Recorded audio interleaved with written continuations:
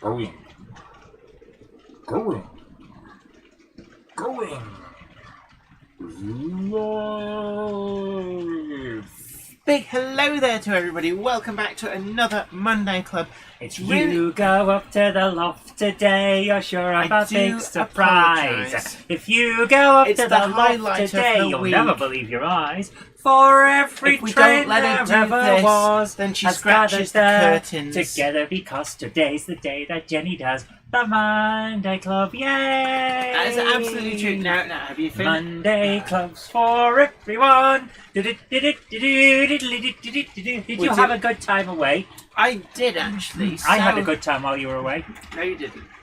So basically today, talk a little bit about the show Model Rail Scotland. It was so great to meet so many of you, and we've got a special guest as well. And you've probably guessed that from the title of this live stream.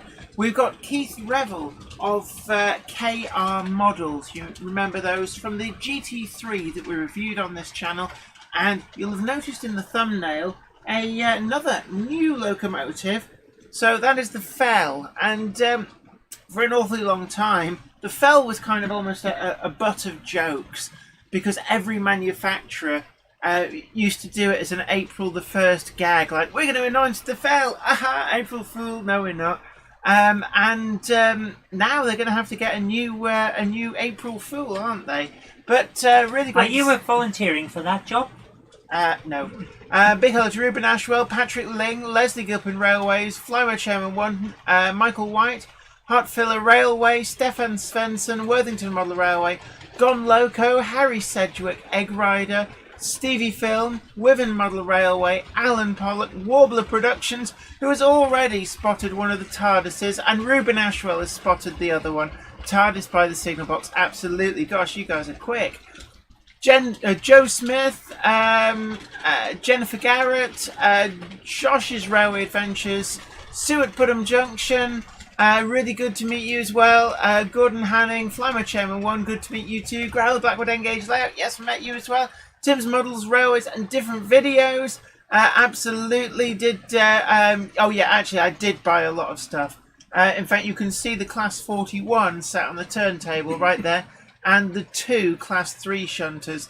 2 ADBTY, Martin Halstead, Mark Wilson, Evening Maduck, Hemmeldown Model Railway, Fat Waller Boy 2, Dongett's Model Railway, Lewis Cartwright, Iron Horse Railways, Chris Hales, Heritage Railway, Mel's, Mo Hatchet, Sue at Putnam Junction, Valleys 56XX, who says the Fell looks like a Gronk and a tractor had a baby.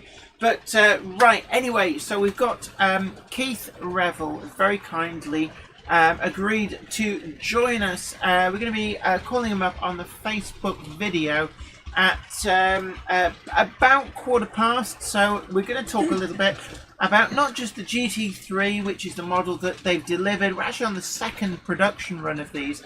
They have sold incredibly well. And you'll have noticed going around the layout is a Rail Blue GT3. Not a livery that model, that the real locomotive actually carried in service. It only ever ran in that kind of British Leyland brown that they've already released the model in. The 2nd production run does have that same one, so if you missed out on the 1st production run, it is there and you can still buy that. But the blue one actually came by popular demand, and it's something actually they've opened the order books for the Leader and the DHP1, which are 2 more of their forthcoming models. They're doing those in a number of different liveries that they never carried. Rail Blue actually does look really good. Big hello to Francis Wadsworth, Southern Train Girl, Chris Hales Heritage Railway, Bear Lane, Stephen Price, Mr. Matthews, Alan Pollock, Bangor Junction, Carl Bond. We've got so many great names in, and it was so great to see so many of it. And James Petts, I do approve of you. And could you go downstairs and get that pad that's in the lounge? Because in it, it's got the piece of paper for the Model Railway Club I need to read out a little dedication to. There's a pad in the lounge? Or in the lounge, on top of that Hellion locomotive in the box, okay. which is for a future review. Wamgok, hello to you. Jennifer Garrett says, I do like the GT3. A friend has one of those in BR Blue. Jen, with this BR Blue GT3, do you think that we'll see a future where individual model railways companies are more likely to introduce their own liveries? I don't think so. I think that these unusual liveries that locomotives never actually carried in real life, I think that it'll be a locomotive by locomotive basis. Generally, the liveries will be genuine liveries that just weren't necessarily ever applied to that particular locomotive.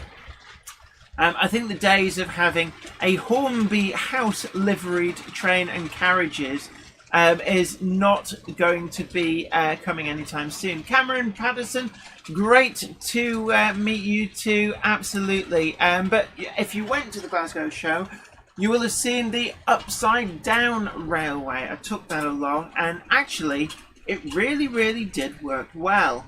And you may have seen us on STV News. I think it was repeated. Have you been caught in a riot again? Yeah, well, it wasn't Crime Watch, so that's pretty good. But I'd just like to say a big hello to Clydeside Model Railway Club. It says, please say hello to all the club. So we're doing that, and you know who you are. Oh, you guys, Clydeside Model Railway Club. So a big hello to you all. Dundee Road, a big hello to you. I am well, thank you. I hope you are too. And also a big thank you to Patrick. Sir Patrick Furlong. Sir Patrick Furlong, thank you so much.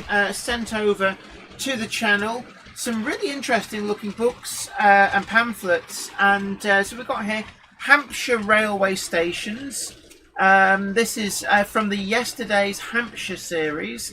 Really looking forward to having a leaf through these. They're great archive pieces.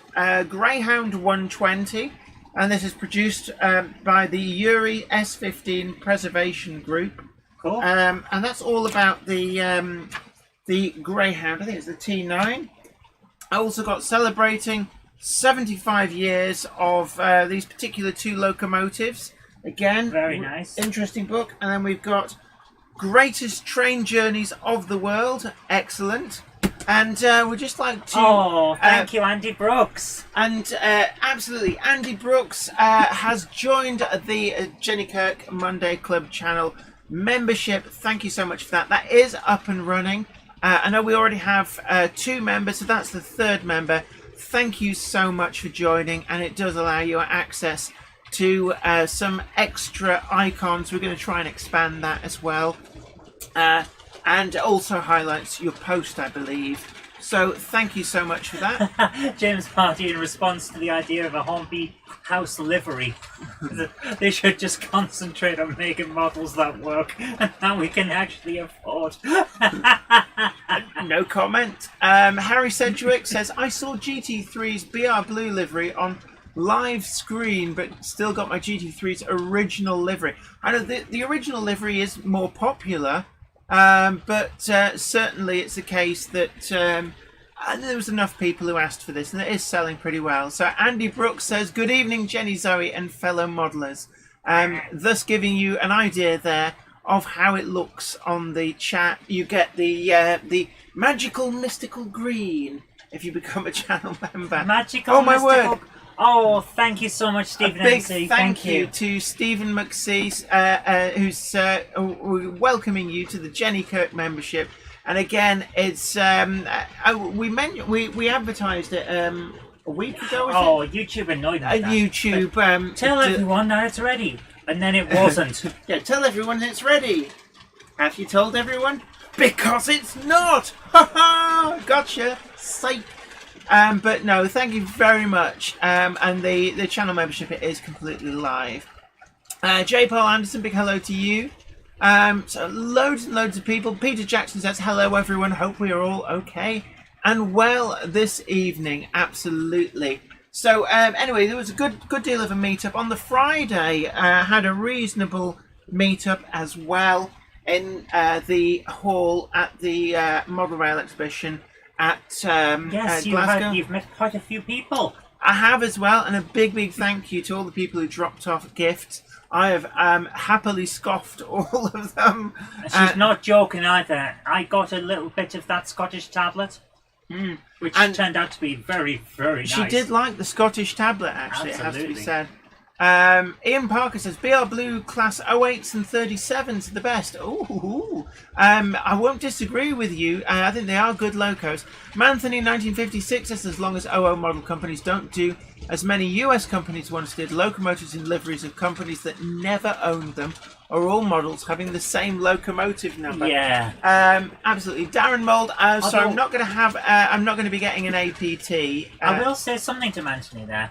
I don't mind a what-if line. Like, what if such and such a company had run one of these? What would it have looked like? I don't mind those as a special thing. But as long as it's like marked as like a what-if. Yeah, I mean, see, I've got the GT3 out here, and I do like that blue. I'm keeping an eye on time, so we've got, in 4 minutes' time, we're going to be trying to dial into Keith Revel of KR Models, and they're very, whether he likes it or not. Yeah. Hey, who are you? Who gave you my details? So we've got the fell here today. This is a pre-production sample. I just want to make that clear, that as a pre-production sample, it isn't necessarily identical to the production models, but we also have, and I'm going to delve down here, they're doing, again, there's another livery here. So the fell did carry two different liveries. So we've got, this is just the body for the green version. So I'm just holding that up there. That's the green version of the fell. And you can see, I describe it as being very much like a cut and shut Class 37 that's had a couple of nose jobs. Mark Wilson, thank you so much. Oh, thank you so much to Mark Wilson as well for joining the Jenny Kirk membership club. Andy Brooks says, good to read, Francis. I missed the comment. Oh, Francis. I think you've jumped in the middle of a conversation there, Jan. Bo Minnick says, the Thurn was great at the wrong liveries on locomotives. Aiden's Railways, hello to you as well. Yeah, and Ironhorse Railway says it's a strange looking loco. It almost doesn't look real. I think that's because it just didn't survive. It wasn't what you'd say particularly successful as a locomotive. I know what he's meaning though. It does. It looks like a different locomotive, but not quite. It's like as if you stepped into a different universe and one of the more classic looking diesels. It looks just like changed shape. It looks a little bit like an early Triang model, when it like there was a suggestion it was a locomotive, but but right. So we're going to try and thank you very much to Valleys 56XX who has joined the Jenny Kirk membership of the channel. Thank you ever so much. Daniel's OO Model Rail says good to see everyone at Model Rail Scotland. Right. So do you want I'm going to power up the power phonomatic. So, Keith, if you're watching, then we're just about to call in now. So, just bear with us one moment. Is there? What? Bear with us. Oh, no. No, Gandalf, get rid of that, would you? Okay. Valleys 56XX says he's swapping over from Patreon. Fair enough. Oh, that's absolutely fine. I'm just... It sounds quite weird at the moment. No, that's all right. I've got it.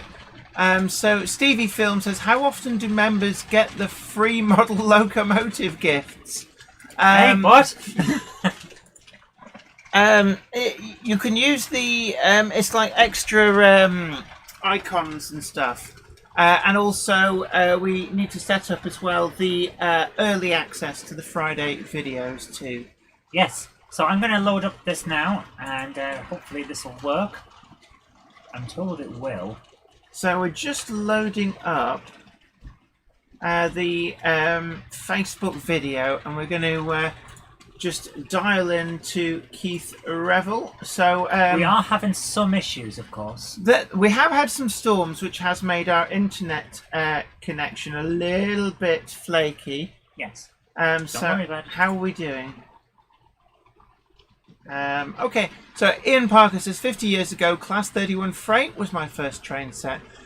For me, actually, I was quite lucky. I sort of semi inherited my father's set, so I got 5 locomotives in one. Yeah, apologies to everyone who's just got this loud in their ear where it's calling. Sorry about that. I wish I could turn off the calling sound. So we're just calling into Keith Revel. So is it connecting? I hope so. Hello? Stop. We're not getting anything on the screen. Ah, there we go. So a big hello to Keith. How are you doing? Right, we're going to bring you up on screen. So can you I will keep making sure. So can you hear me at all, Keith? How are you doing? Oh, yes. Oh, good. Yeah, yeah I can. Oh, you're coming through loud and clear. That's brilliant. So you're actually over in Canada at the moment. So what's the weather like over there? Because we've had some quite wet, cold, and miserable weather here. So I always like to find out what it's like. Oh my word! So you've got lovely, pretty snow. Oh, it's yes, and lots of it. Typical. Oh, wow. So this is the main offices for KR Models, is it? Where you're at the moment? Yeah. I'm sat in my luxurious office. Right. So are we? What's wrong? No, everything's fine. Oh, sorry. She said it's not working. I said everything's working. You don't listen to me. Just smell. Stop. See, do you see what I've got to put up with? You don't have to eat it too. But anyway, Keith Revel, you're the man behind KR Models, and you kind of taken the model railway scene by storm, because the GT3, your first model released, seems to be hoovering up all the awards at the moment. I mean, that must be really quite gratifying for yourselves, that your first ever model is winning awards. I mean, you're basically 100% on winning for every model you've released so far.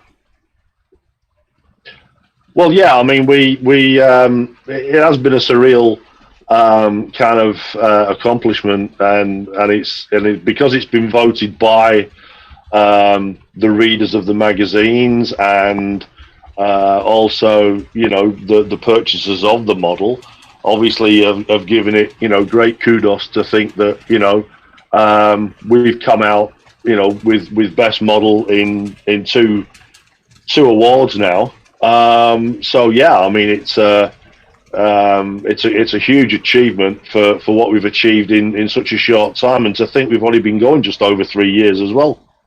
Absolutely. I mean, it's I'm not sure whether any other manufacturer has really done quite so well in such a short space of time. But we're waiting for your concert iron ore wagons, which will be your first items of rolling stock release. They're imminent, yep. I believe, are they? They are just being cleared by customs today. I had an email this morning from the shipping agent to say that customs are just clearing the container today, so they will arrive in the warehouse by the end of this week, and then they will be delivered out to customers early part of next week. We might get some out on Friday. It all depends on how fast the guys work. And it's quite an unusual wagon, and that's become quite a theme in the models that you've gone for. They do tend to be slightly more obscure items, or very much oddballs. Is that a clear business strategy to go for these more quirky bits and pieces, or is it just how it's happened so far? I think we've kind of fell into it with obviously with the Fel and the GT3, but I mean, realistically, I just think that we have managed to secure the more non-mainstream models, so it allows the modeler to basically have models that would have been previously only kit built or scratch built. To have these ready to run models on their layout. So yeah, I mean, I think at the end of the day, There's definitely a market there for us because, as I say, I mean, we're selling these things hand over fist, and they're just being lapped up by the buying public, and we're obviously doing something right. So we're just going to carry on doing what we're doing. I mean, the leaders, another prime example. We've got the sample of that arrived, about a week ago or so. So yeah, we're not doing, we're not doing too bad. I've got a question here from Flint Hills Model Railway, Jeff Hammond, who asks, are there any plans for N-gauge models in the future? We would love to do N-scale. We would love to service the N-scale market with the models that we're doing. It's not an unknown thing. The problem we have is the lack of interest. We have to sell a certain amount of models to warrant the justification to actually downscale something into N-scale, because it's a whole gamut of new tools, redesign, so on and so forth. So there just isn't the market there right now. I mean, we've had the expression of interest open for quite a while for the GT3, for the Fell, and we're literally about 50% where we need to be to make it commercially viable. Other than that, we would make the model and have a whole thwack of these sat on the shelf. I mean, we even have the plans for the Hall, is it the Hall? The Hall class, I think, yes. So and it's just not commercially viable. We would be in debt if we went down this road just to produce a model for the sake of producing a model. So there's lots and lots of people actually starting to suggest. So this always happens when I have a guest on from a manufacturer. They start throwing out ideas like, "Oh, please make such and such." But we've got a lot of people here asking about. Just looking down there, so we've got James Hardy asking about the Licky Banker, and I've seen a couple of others just go off the top as well. If people want to put forward suggestions, it is one of the things that you do encourage, isn't it? That if people really want to see a model and they suggest it to you, the more people who do that, it effectively starts to prove the business case for particular models. Yeah, absolutely. I mean, we do have an extensive and always growing wish list from modelers. By all means, yes, submit them to Michael. Michael's making a list up. We look at its viability to see if we can actually obtain the relative data for that. Any particular model, be it locomotive or a wagon or a coach or whatever. So yeah, I mean, nothing. We don't turn anything down. It's just its viability of whether to actually do it or not. That's why we always do the expression of interest. It's not a once you sign up you must pay kind of thing, or it's not crowdfunded. So at the end of the day, if we get sufficient interest on the expression of interest link, then by all means we'll pursue it. And then obviously we'll see where we go from there. Absolutely brilliant. And one of the things actually, it's just been asked. Tullia 10 asks about, will both versions of the Fell engine, will there be one with the eight 4 axles coupled together, or the 2 lots of 2? And I believe you've actually made the model so it can represent both of those different versions, where later in the Fell's life they did some modifications. Yeah, early on in its lifespan, it went from a 484 to a 4444. So if you actually look at the example you have with you, the center conrod actually can be unscrewed from the actual axle, and you can remove the center the center conrod to turn it from the an initially released version to the one it ended up running.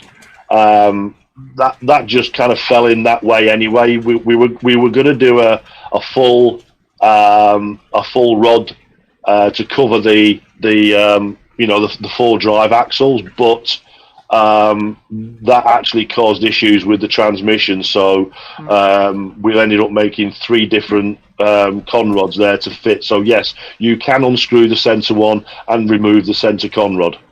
So basically, people get two models in one, and it's up to them. They can take them off and put them back on, depending on what they want to model.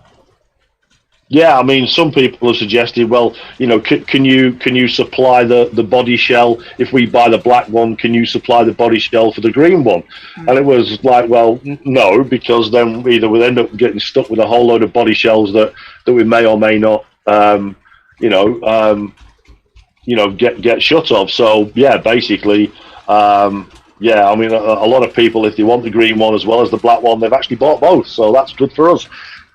But I mean, it's the same with any other manufacturer. They can't afford to have stocks of spare bodies in that way, because you never know how many people will buy them.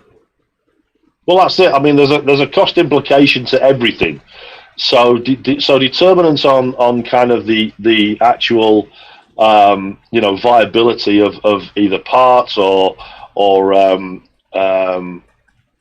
I mean, we obviously offer motors as parts, because they're typically the ones that go the most, but primarily, yeah, I mean, manufacturers can't afford to have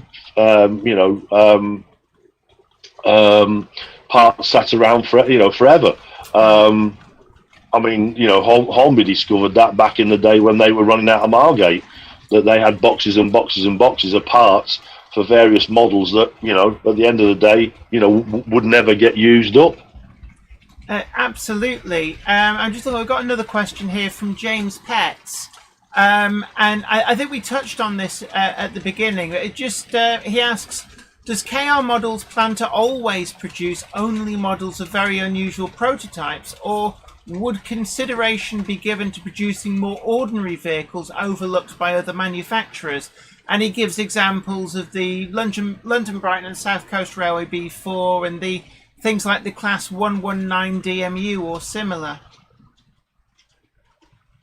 Well, yeah, I mean, we can obviously go, add whatever models we can to our, to our stable. I mean, 4DD is our first launch into the EMU and DMU sector. So, I mean, there's nothing stopping us from doing that, future models of that.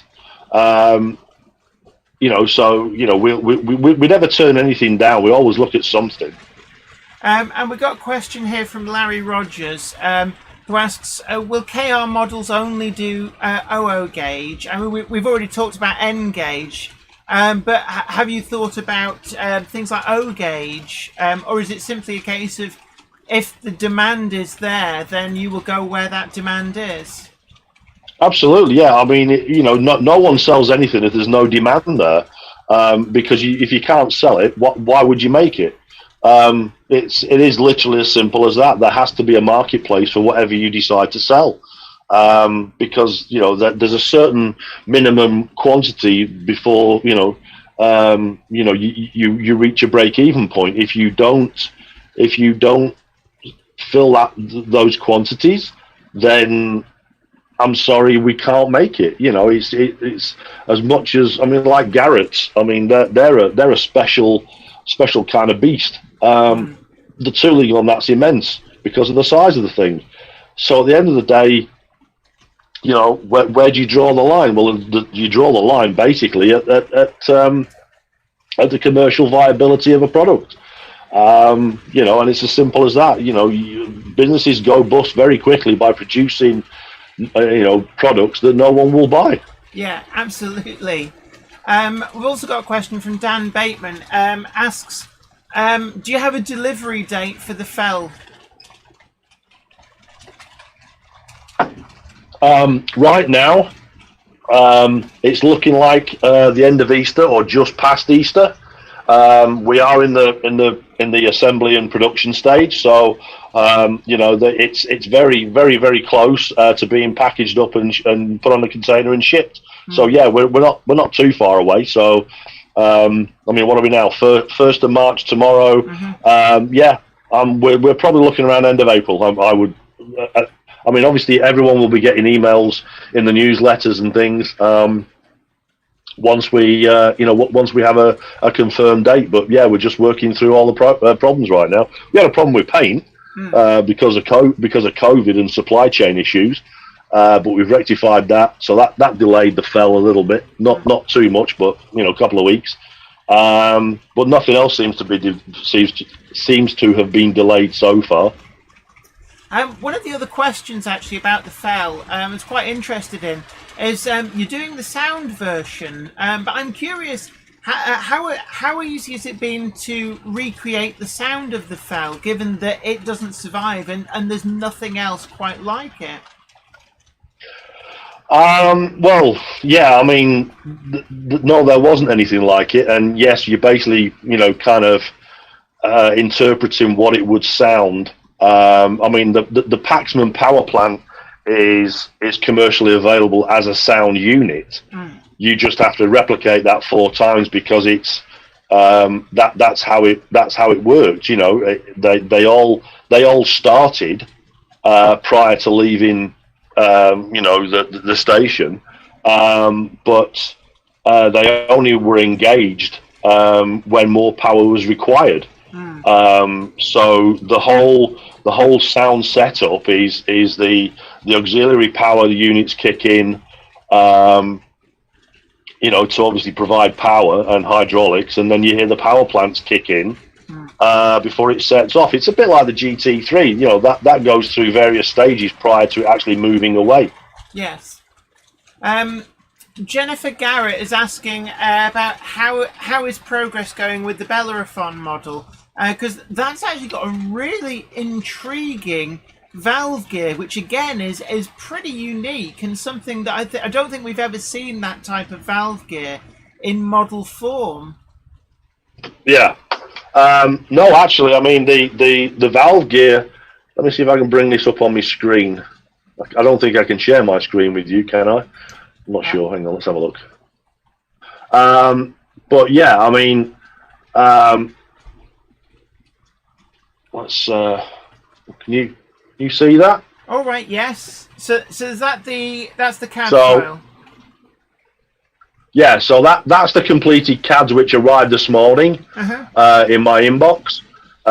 So yeah, Bellerophon's well on the way. The only thing we've got to do now is just do the separate set of CADs for the difference in the cab, because there was a half cab as well when it was originally delivered. Right. Yeah, I mean, it's all in the mix. Everything's kind of getting there. The complexities around the valve gear with Bellerophon basically is why the price point is where it is. I know we've taken a lot of criticism over, why is this thing so expensive when it's the size of a GT? Yes, but it's way more complex than a GT. Absolutely. So, that does require some serious fine, mechanics to actually get that concentric gear system working, and it's very it is very complex. I can't wait for the sample to turn up, which will be probably fall, autumn time, is what I'm guessing. Exactly, and you've already got a model on the go as well, which is quite far into development. You've got working samples of the SHEA Locomotive that has some quite complex gearing on that. So was that a really good trial run for what you need to do with Bellerophon, or I take it that's may well be completely different? Yeah, the SHEA is a completely different beast, because for one, the 3 pistons on the external side are vertical and not horizontal. Therefore, you have to go from vertical mounting to horizontal traction. There's also drive shafts throughout the length of the SHEA going in opposite directions. So the complexities of that is very complex. But yeah, we've achieved the engineering on that, and it looks beautiful. Will that model be readily available through KR Models in the UK? Because I take it that's more aimed to the US and Canadian markets. It's available from our North American site, so it's krmodels.ca if you wish to order one. They are readily available globally, no different than the GT3 is available in China or Japan or Saudi Arabia. That's all the places we've sold them. So yeah, you would order it through that particular website, and it will be shipped accordingly from the relative warehouse that we have. We have one in North America and we have one in the UK. So yeah, I mean, there's a handful of customers that have bought the Leader and the Fell and everything like that in North America and all the parts of the globe. So yeah, I mean, it is, we do have UK customers already that have bought the SHEA. And I noticed as well that Rails of Sheffield have also started stocking your products. Are we going to see them able to be available through more local model shops in the future, or is that something that's not yet decided? Retail, I've kind of shied away from because I mean we already have an existing e-commerce site. It's no different than other retail outlets that you can order on. Okay, they're not bricks and mortar outlets, but I'm kind of edging my bets, kind of trying to stay away from a lot of retail because you give away a lot of profit. People have turned around and said, well, that's what's keeping the model shops alive is companies like yourself. Because I mean, Hornby's realised now that's why they've pulled out a lot of the big retail outlets, because they're losing so much in profit that they could handle themselves online. So it is a catch-22 between how much would you actually sell if you had a retail outlet stock your product compared to how much you actually lose by not going down that route. Well, it is a trade-off. I mean, we're doing pretty well with what we're doing right now. Word of mouth and reviews such as yourselves has really boosted sales. So do I actually need retail? They need me more than I need them. Let's put it that way. So if you're gonna ask for such huge discounts so you can sell it on your website, 25%, 30% cheaper, then it's financially it's not going to work because we don't sell like Bachmann and Hornby do. We don't sell 10,000 units at a time because we're not selling mainstream models. We're selling niche models. But we have got a very strong following, and the amount of customers that have come back to us and bought multiple units because they love what we do. Absolutely. And we've seen other manufacturers such as Acura Scale very much operate along a similar model. Hornby seem to be going towards that model. Do you see that as being more common in the future in the model railway industry? Yeah, I think the online, doing it all yourself kind of format is the way it's going to go because, everyone's getting, more in tune with being online, paying for things online. You just got to look at Amazon, the amount of products. I mean, they started off just selling books and videos. Now they sell everything. You can pretty much buy anything and everything on Amazon. Why? Because it's convenience. You just got to look on someone's website. Oh, yeah, I like the look of that. Order it. A couple of days later, it turns up on your doorstep. We're slightly different, whereby people pay, up front. But, I mean, we do have... some stocks of certain products. I mean, the last remaining ones of the BR Blue GT3 are still available. We do have some brown ones in the warehouse, but they won't be put up for sale until all the warranty and return claims have been dealt with. I mean, we've had so few. We're just going to be opening up the order book and just drip feeding a few out now and again. Right. So if people have missed out and really want one, then keep looking back at our website. And you mentioned the BR Blue GT3, and this is probably about one of the first times I've actually seen a locomotive in model form in a livery that the full-size locomotive never carried. And I'm just wondering, what was the decision process behind doing that? And do you think we're going to see more in the future of locomotives, of rolling stock, carrying liveries that none of them carried in prototypical service? Absolutely, yeah. Because I mean, people model, I only model BR Blue, but I'm not going to buy the GT3 because it didn't come in that. I mean, it was done as a joke primarily because we had so many people say, hey, can you do it in BR Blue? So we did. The leader's coming out in 5 different liveries, even though it only ever really had one. So there's a prime example. The DHP1's coming in 3 different liveries, even though it only came in one. Yeah, I mean, there's a market there. Niche as it is, it's even more niche if you want to buy a particularly, So yeah, I mean, it is one of those things that at the end of the day, where do you draw the line? Well, like I said before, if there's a marketplace for it, then yeah, I mean, the amount of people that have bought the BR Blue version of the leader has blown us away because if it had remained in service, that's what it would have run in eventually. There's only artist impressions of what it would look like in BR Green and the original BR Black. It only ever had a base colour in BR Black while it was still sat in Swindon. Never actually hit the main line in BR Black. We've got a question come in here about being able to check up on having ordered something and just to make sure that things are progressing okay. If somebody wants to get in contact to chase up an order or anything like that, what's the best way that they could go about doing that? They have access to their online profile. It shows what models that they've ordered.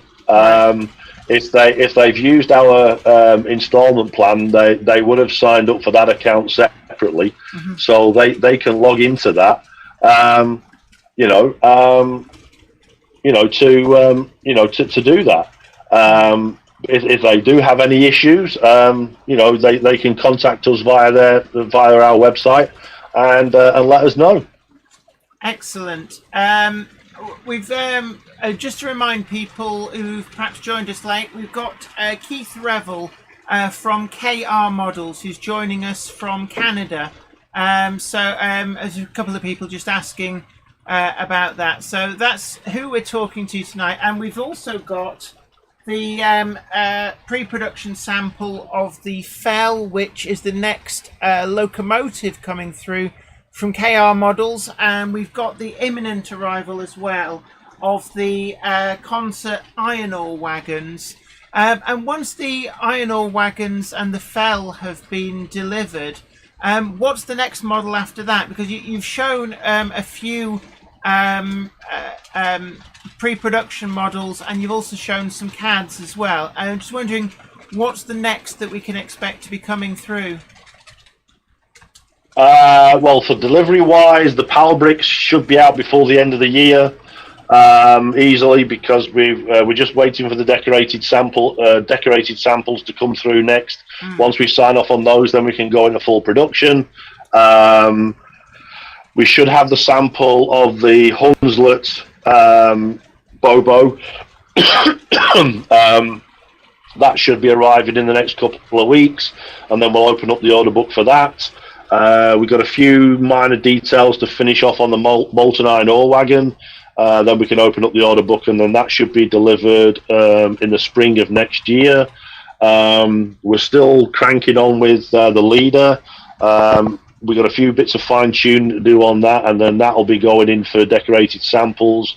So that's looking, as I say, early part of next year as well for delivery. We're working on some projects in the background. Now that the CADs are done for 4DD and Bellerophon, then we can go into tooling with that. What else is on the board? We've got a couple of announcements potentially at Worley. Right. One we know for certain, and there's one or two maybe possibles. We just need to find out some other details if we can actually make what we have planned, and then to move forward with that. So yeah, I mean, there's lots still to do. We've got lots still in the mix, in the planning. So yeah, we're definitely here to stay. We've got a question here from Mark Wilson, who asks, what gave you the idea and drive to move into manufacturing model railways?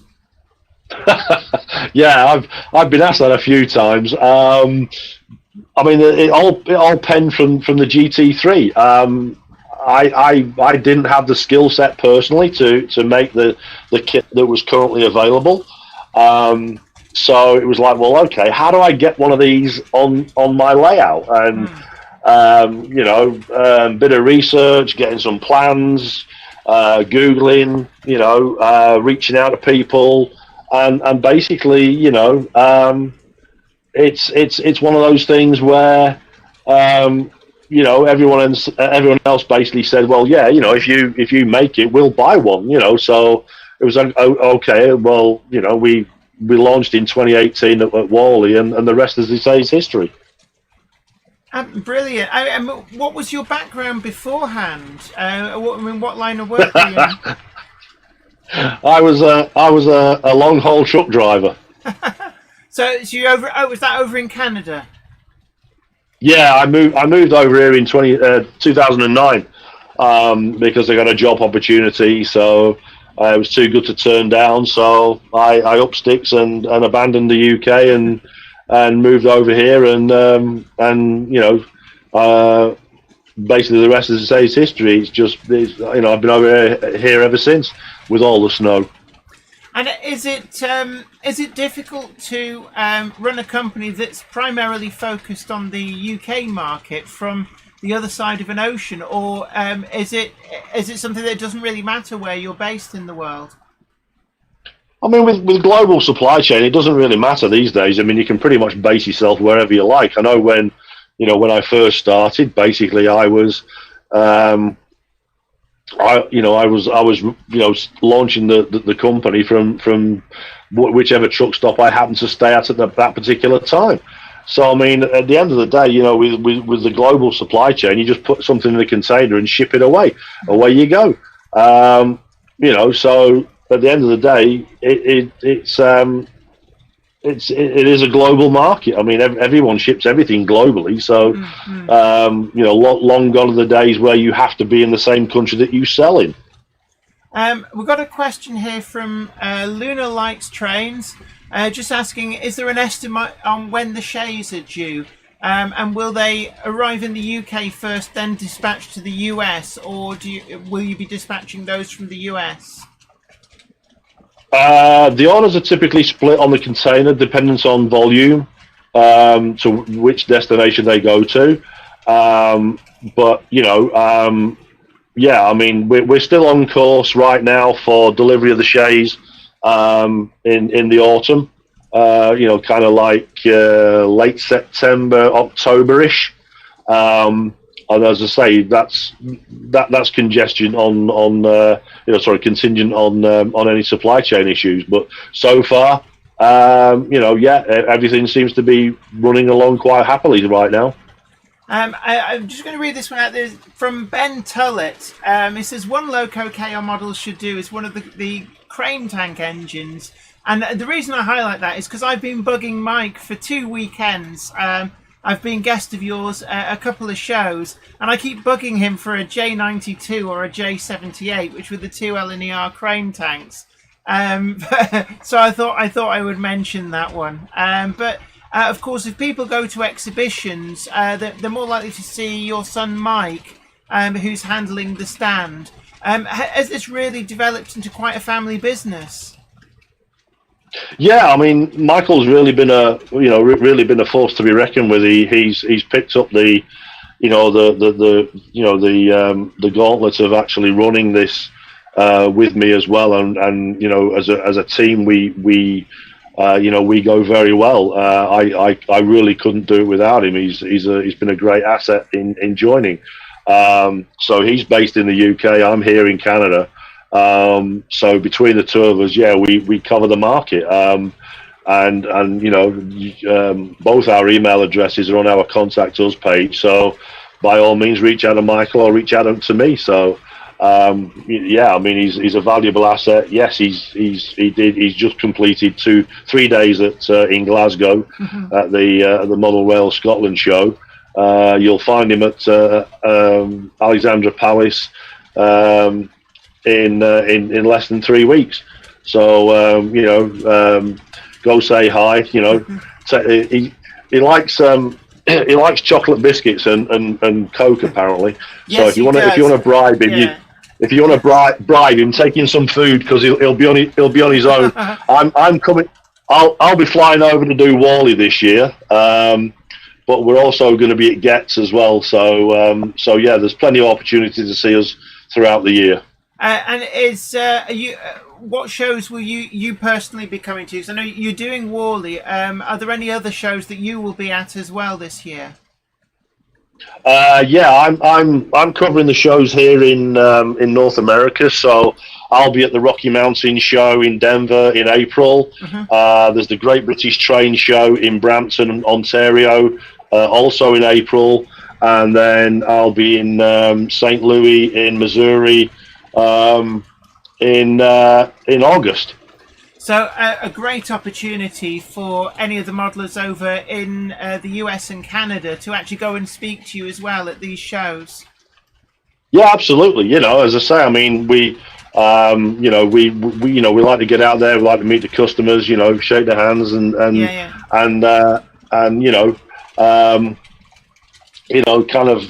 get all the good wishes that we have been receiving so far. What shows in the UK? Is it just you're doing Alexandra Palace in 3 weeks, and then is the next show after that? Is that Wally or Getz? Getz is in October, and then we got Wally in November. Will there be any others over the summer in the UK? Do you know? Not that I'm aware of. We haven't been invited to any in the summer, but I mean, we never say never, but we got a question here from Model Railways Unlimited, and I know from having read the threads on RM Web that there's people on there.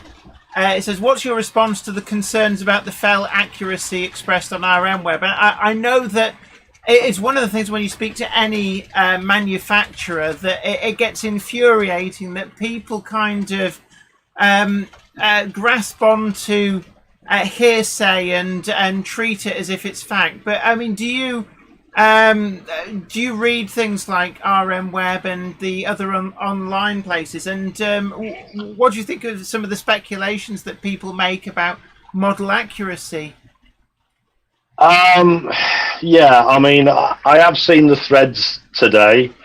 The only thing I'll comment on is the fell is a strange concept because in its short life, it had so many amendments, adjustments, changes, this change, that change. It's a prototype, okay? You can't put in every little change from when it first left the shed to go out on its inaugural trip to when it caught fire in Piccadilly Station. So we've tried to incorporate as many of the changes and variants as possible. I mean, the easiest one to do is the conrods. So that was an easy fix. There's a thing about the vents on the side.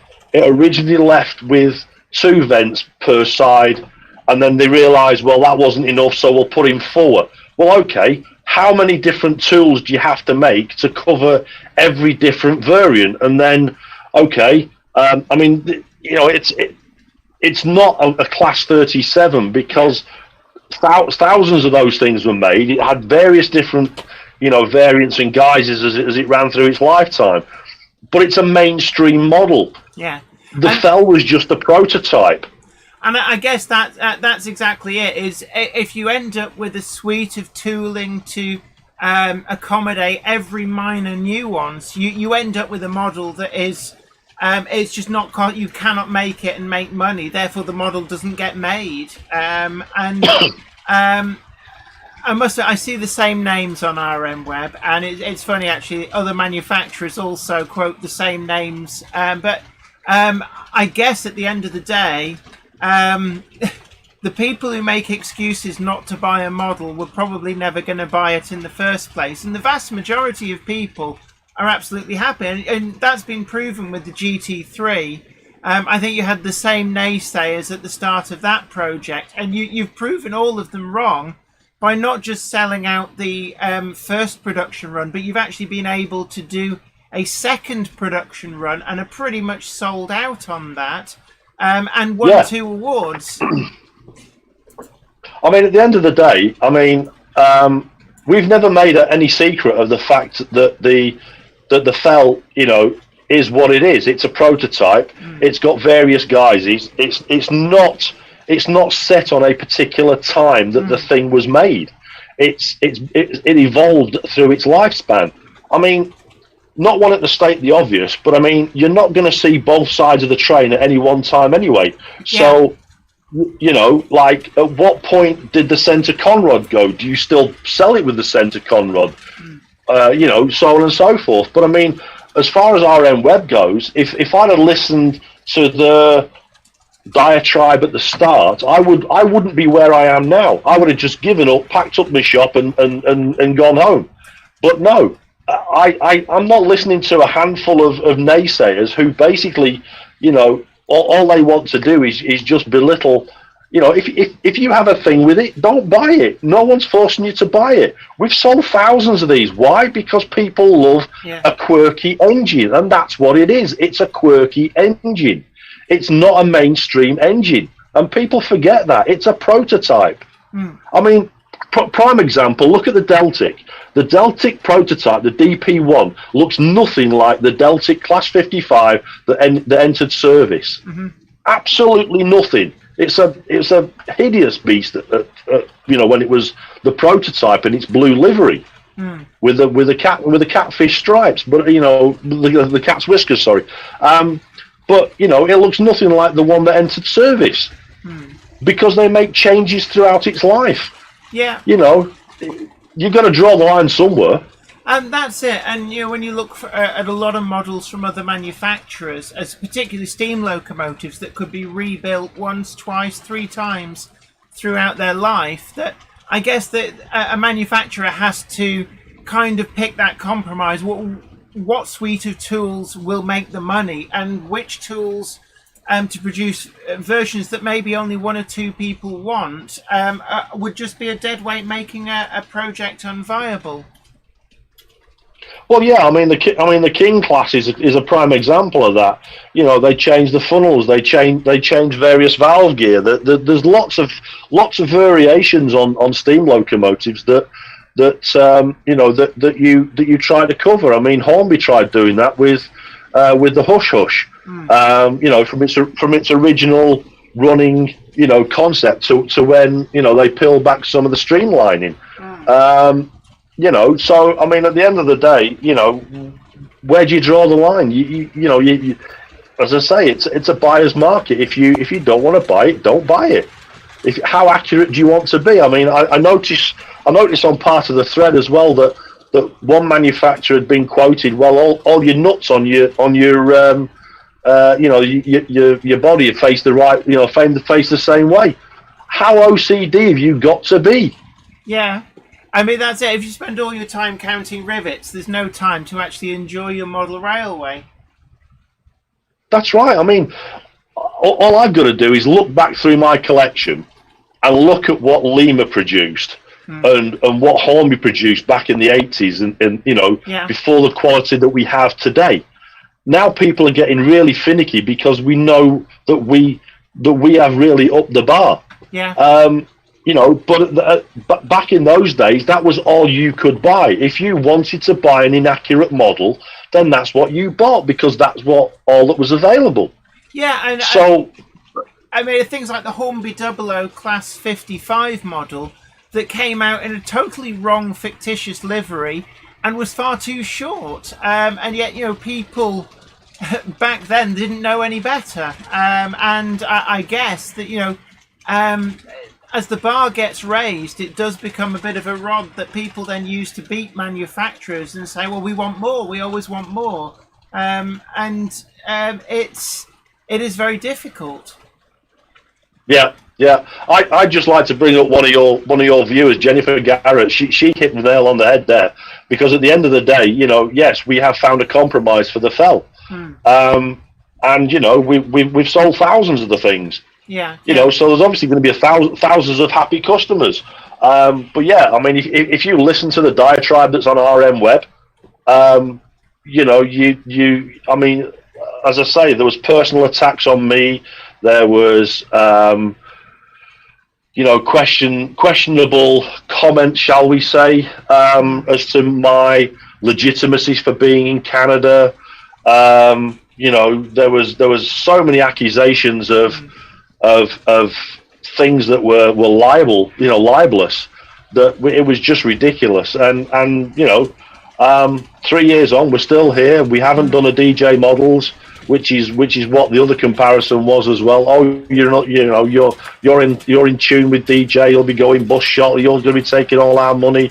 Yada yada yada. No, 3 years in, we're still here. Look at how many models we're on the verge of delivering. Finally producing, 2 runs of the GT3 under our belt. We have lots and lots of happy customers. So at the end of the day, we're still here. So absolutely. And with 2 awards for the GT3, your very first model, it just goes to show all the naysayers that actually. Not only are you here to stay, but you are delivering what you promise, and what you promise is what the market wants. But I just wondered, what are your personal tastes in modelling? And when you say with the original model of the GT3, it was a case almost of you wanted a model but didn't want to build the kit that kind of initiated that. But what do you actually model, and is there a general overarching theme for your own personal model making? No, my personal model making is what is it? Rule 1. It's my layout. I'll model what I want. So I have everything. I have steam. I have diesel. There's a whole gamut of stuff. Basically, if I like it, I go out and buy it. That sounds exactly like me. I call myself the collecting magpie. It's like, oh, that looks shiny. I'll have that. Yes. It can be a very expensive way of building up a collection. But I know that Rule 1 always gets quoted a lot. But do you feel that in the hobby, it should be encouraged that people shouldn't feel that they have to be prototypically accurate, and that they should feel that they can run whatever they want with anything they want? It's what I mean. It's your hobby. It's your escapism. Do whatever makes you happy. I mean what one man's happy is another man's crisis. But at the end of the day, I mean, there's a lot of great models out there. There's a lot of stuff that that that is being made now. The bar has been pushed really high now with ourselves, Accurate Scale, Revolution, so on and so forth. And the big boys now are looking worried because they can't keep regurgitating the same 30-year-old inaccurate tooling and expect customers to buy it. It's not going to happen. So, I mean, I've got Class 55 Deltics in my collection, and I'm replacing them with the Accurate Scale ones. Why? Because I prefer them. Absolutely. I know I've got some good comments here. Russell Benton says, nice to see that KR is a success. Aiden's Railway says, like with anything in life, you just can't please everyone. KR models are doing a grand job. So, it's at the end of the day, the fact that you're selling out not insignificant production runs of locomotives, going to a second production run, I guess is all the proof that you need. And one of the other things as well that interests me I know people always bring up the cost of models. It seems to be always a favourite comment and topic. But I noticed that you've started offering payment plan details. It's something as well I've seen Accurate Scale also offer these. And do you see this as being a pattern for the future to help people be able to afford their hobby? Absolutely. I mean, there's a lot of models out there that are coming out, and no, the prices aren't cheap. It's not pocket money prices anymore, primarily because the cost of actually manufacturing these things is going up with the cost of living. You get what you pay for. The quality that we provide comes at a cost. As I say, we've taken flack over the cost of Bellerophon, but the complexities behind it warrants its price tag. We've sold those more than we anticipated, to be honest. But it is what you expect. If you want to pay £40 for a locomotive, you get what you get. The difference between the railroad version and the regular version at home is a prime example. But yeah, the installment plan that we offer, it helps modelers to spread the cost of their model while it's in its development and manufacturing. We test the market before we release a model. That way we know there's a market for it. So at the end of the day, I mean, I spotted a 00 gauge model, and I think it was £330 for the DCC ready version. I'm thinking, oh my God, I'm not going to pay that. But then who else makes that? So it's a catch-22 between, okay, well, do you actually do that then or not? It's like, well, how much am I prepared to pay for that model if I really want it on my layout? So it is one of those things. If your budget's low, then you really do have to understand the market concepts behind it and whether that you actually want that model. But yeah, the installment plan for us has been a great tool, because, as I say, it helps modelers to spread the cost, to be able to buy from ourselves and Rapido and Accurate Scale and Revolution and everybody else. But it allows you to have more models on your layout. So you just got to hope you have a happy wife that likes accepting them at the doorstep. Absolutely. And I've got a question here. Mark Wilson asks, who or what got you into railways in the first place? Oh no, that's a great question. So when I was a young boy, many years ago, my grandparents lived in Warrington that had the Carrington Colliery to Fiddler's Ferry power station line at the back. So I was constantly watching Class 40s running up and down, Class 25s, I was close to Banky as well, so going looking at the trains and everything. It was just a thing to kind of go and do. And you know, it's like everybody else. You just get drawn into it. But yeah, I mean, I've always been an enthusiast. I got involved with one of the narrow gauge Welsh Railways before I moved over here. I was heavily involved with that. So yeah, I mean, I've always had a fascination and a love for for the smell of steam and for the the passion of actually running a model railway. But yeah, I mean, it's like, yeah, why not? I can't remember what it was, but it was a big plastic O gauge style train that I had as a young child, and I always remember putting the oval on the carpet as everybody does, and then having the thing run round, and it all kind of inspired from there. But yeah, I mean, it's just a lovely hobby to be in. It's great. We have a lovely test track here in the office. One of the things, actually, going back a little bit to we were talking about the payment plan, and just for anybody who's joined us late, our guest today is Keith Revel from KR Models, and we're just having a chat with Keith, putting some questions to him.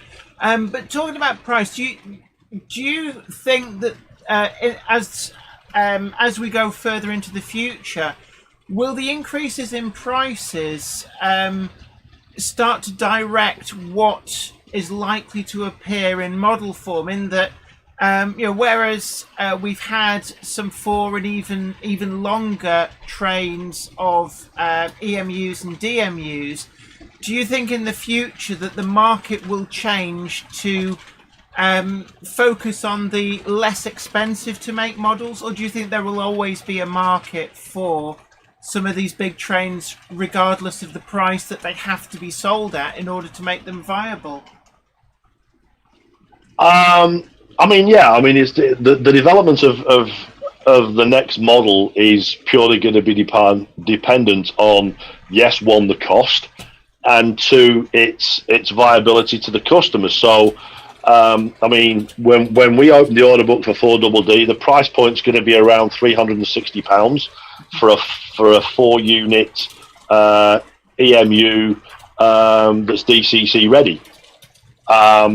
That we think is very competitive in the current market, in the current climate.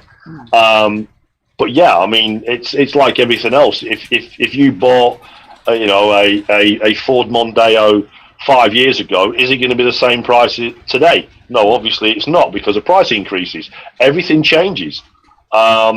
Everything goes up. Cost of living goes up. Even down to the basics of life.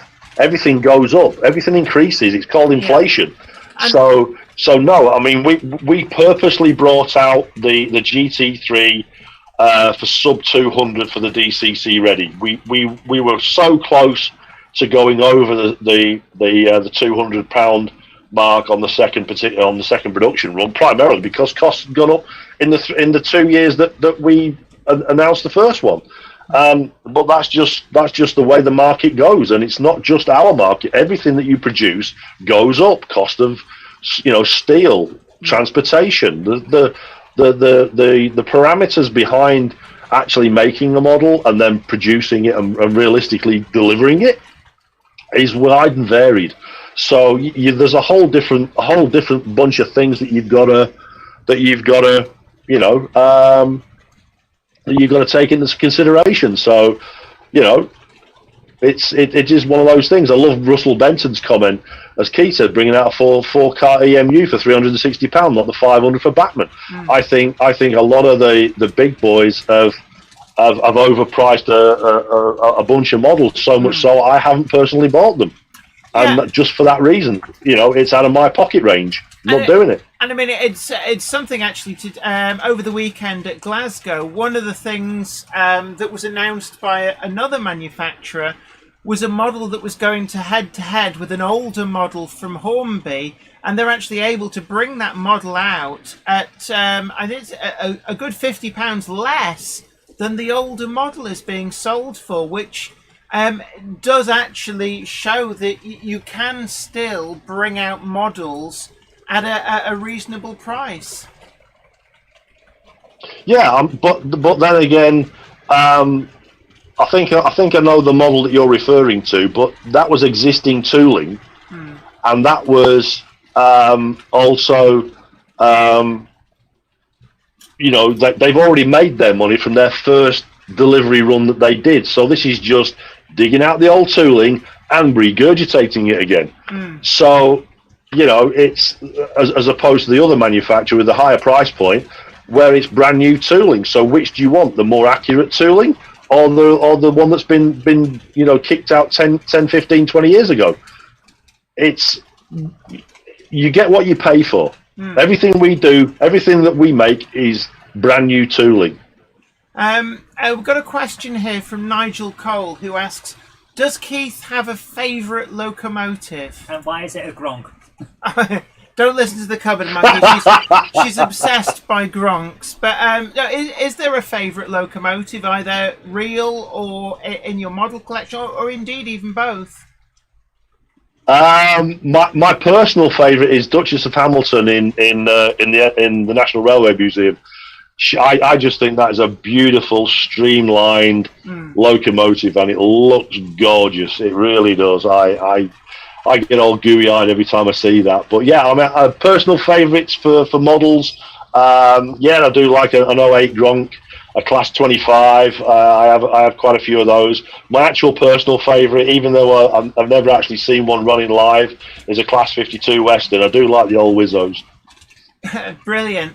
I also wanted to ask, you've become well known for making announcements at Worley. Indeed, the GT3 was announced, I believe, at Worley. You also announced the FEL as well, which came as quite a surprise, because normally rumours of manufacturers announcing the FEL used to be the big running gag. So the rest of the industry's got to get a new running gag now. But will there be definitely a new announcement at Worley this year to keep up with that trend? Yes, there is. We're working on one definite, with two additional possibles. Like I said earlier on, we're just waiting to finalise a few of the details on those. So at the end of the day, yes, we will be making a big announcement at Worley. We hope to have completed CADs of the definite to show the progress of that. That would be awesome if we can get that completed by then. So yeah, I mean, as I say, we're working on two possibles. We're just trying to fine tune as well some new wagons as well that we're going to produce that haven't been seen yet. But yeah, I mean, the springboard for Worley is primarily it is the biggest show. You hit more customers than anywhere else. The amount of people that come through, it's covered by all the press. They're all over you when you do the announcements and the launches and everything. So yeah, I mean, it is just a great platform to actually make announcements. Brilliant, and it's. Given that you've been to shows in the UK, you've been to shows in the US and Canada, is the model scene very different over in the US and Canada, or is there a lot of similarities between that and the UK market? There are a lot more. They like to model the more modern scene here, but the buying public here, they're I wouldn't say that they're as fanatical as they are in the UK. I'm not too sure kind of why or how that is, but I mean the Shays are a prime example for us. We've sold so many of those to the US and Canada that I mean, that again is another model that there wasn't an off the shelf type SHEA when it was produced as a working example. They were all bespoke to each customer's parameters. So when you make a model of one, it's a case of then, well, okay, how do you model one to cover the variants that were produced? Well, that's down to each customer. So we've done a not so much a conglomeration, but a generic SHEA to cover as many of the variables as possible. But it's still a two truck 50-ton SHEA. And a final question. I'm just wondering if people want to either know more about forthcoming models, or indeed to order models that are currently in your range. What's the best place for people to find out more and also to buy the models? Our newsletter, comes out periodically. We try and do it around monthly, but sometimes we don't always have any information to give out, so we don't spam your inbox with endless newsletters. Also, just keep going back onto the various 2 websites that we have. If you go onto krmodels.net, then you have the choice of going in either direction, either the North American route or the UK route. So it's up to you. When we have models,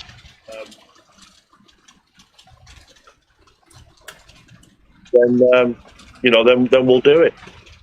Also, it's actually a quick question come in again from Mark Wilson, who asks, can I introduce you to Ken Patterson's? I don't know, have you been approached at all by Ken Patterson to go on What's Neat this week? I know of him.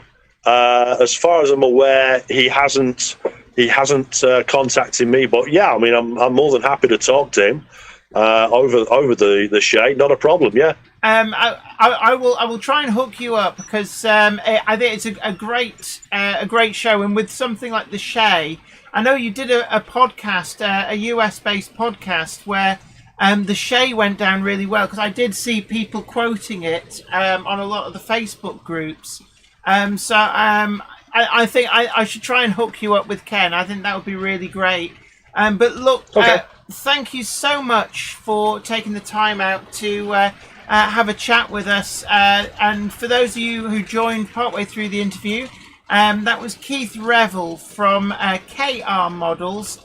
And what time is it over there in Canada? Because I'm mindful sometimes when I do these interviews with people overseas, they're sort of up in the middle of the night to be on. We haven't got you at a really antisocial hour, have you? Well, considering the sun's coming in through the window on my shiny head, then yeah, it's 20 past 1 in the afternoon here. So I will be. I'll be just hopping off for lunch shortly, and then carrying on with customers' emails. Oh wow, that's it's a bit better. It's cold, wet, and miserable and dark here. So I think you've got the better end of the hour of the day. But look, thank you so much for coming on with us and talking with us about the KR Models range, both current and some of the models that you've got listed for people to be able to look at and to order. But thank you so much. And of course, remember people that at Alexandra Palace, we're going to have Mike Revel will be there with the KR model stand for you to be able to talk and get more information. And then you yourself will be at the Worley show with Mike as well. And so it's a great opportunity for people to come and to talk. But look, thank you, Keith, ever so much for taking the time. Not a problem, anytime, Jenny. No worries. So thank you so much. Take care, and we'll catch you later. Catch you later. Bye-bye. So a big thank you there to Keith Revel, and a thank you as well, all you guys who asked questions, and a huge thank you to all the people who are joining the channel membership. I'm just seeing Worthington Model Railway just go off the top. I've seen Egg Rider earlier on as well, but we've got loads of people. Nigel Cole too. Flymo Chairman 1, I believe, as well.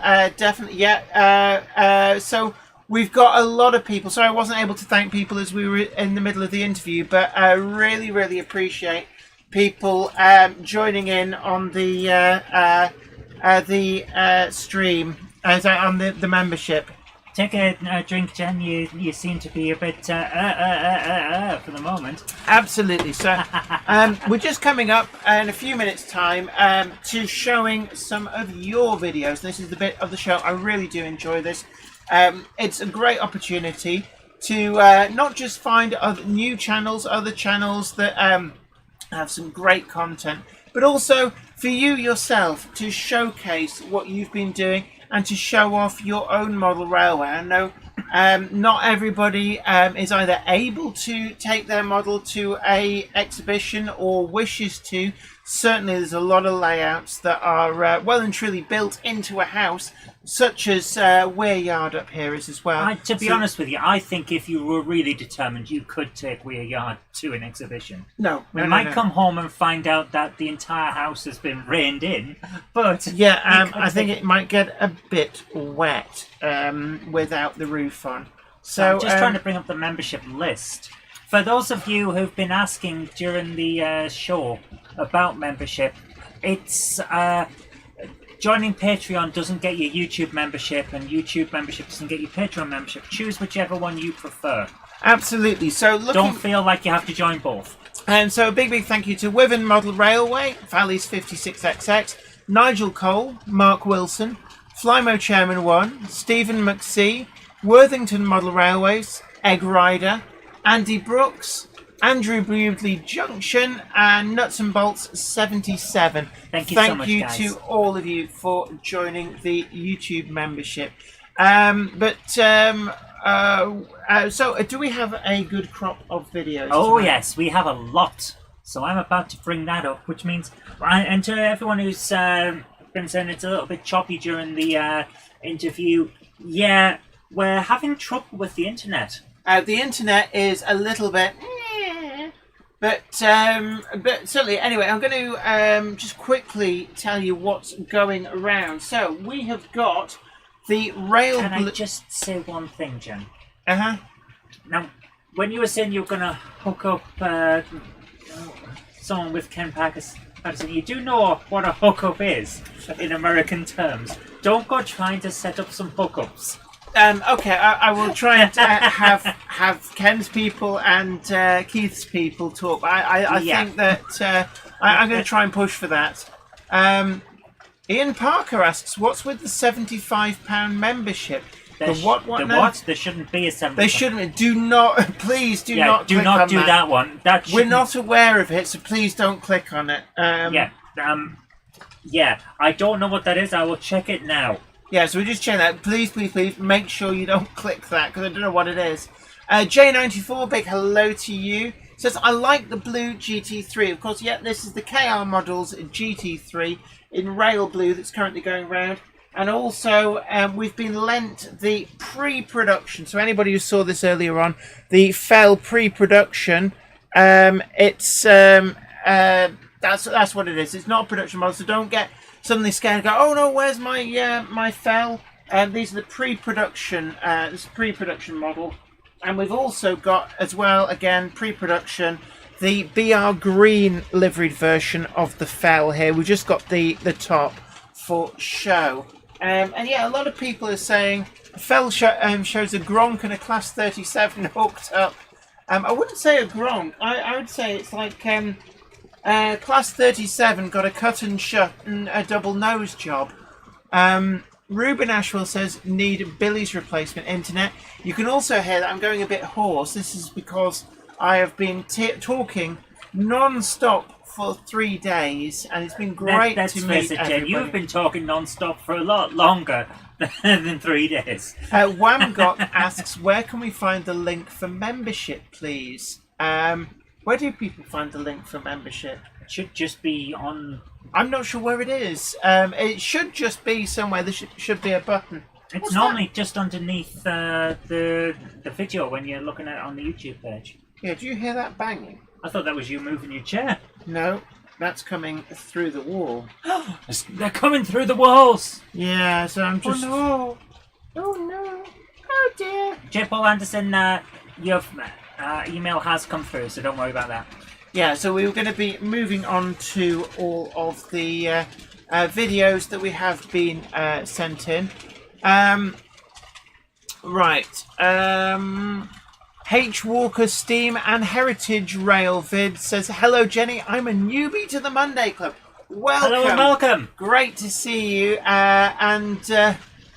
Mark Wilson says, "Jenny, love the blue 41. I think it was only painted 6 months before it was retired." Yeah, I don't think it lasted particularly well. I do have an issue with that. It was bought second hand, but it's cutting out, and in that it's triggering some kind of heat cutout on the decoder, and it just glides to a halt after about 15 seconds of running. So I do need to investigate that. Ian Parker says, "Add a tunnel mouth to next door." Yeah. Don't give her ideas, guys. Peter Jackson says, "Apparently the FEL demised at Manchester Central when it set on fire." Yeah, I know it basically cremated itself, but I personally don't know which station, but it could be that. J. Paul Anderson says, "Jenny, talk about the other news. Rapido, Dean Jones Goods, the Daypole D1, absolutely. Rails of Sheffield in partnership with Daypole and the National Railway Museum." Actually, I'm not sure what it is with the National Railway Museum, but certainly Daypole and Rails are doing the D1. This was the rebuilt version of the D class, which they brought out very successfully not so long since, but certainly it sold really, really well. Pretty much all the versions of the D class are sold out. A number of the D class were rebuilt by the South Eastern and Chatham Railway fairly late on, before they became the Southern Railway. So the D1 class, the South Eastern and Chatham Railway livery is just the wartime austerity grey. There's no ornate version of it.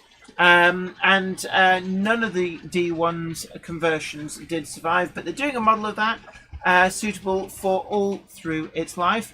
Rapido announced the Jones Goods, which again, another model which has been very, very firmly requested.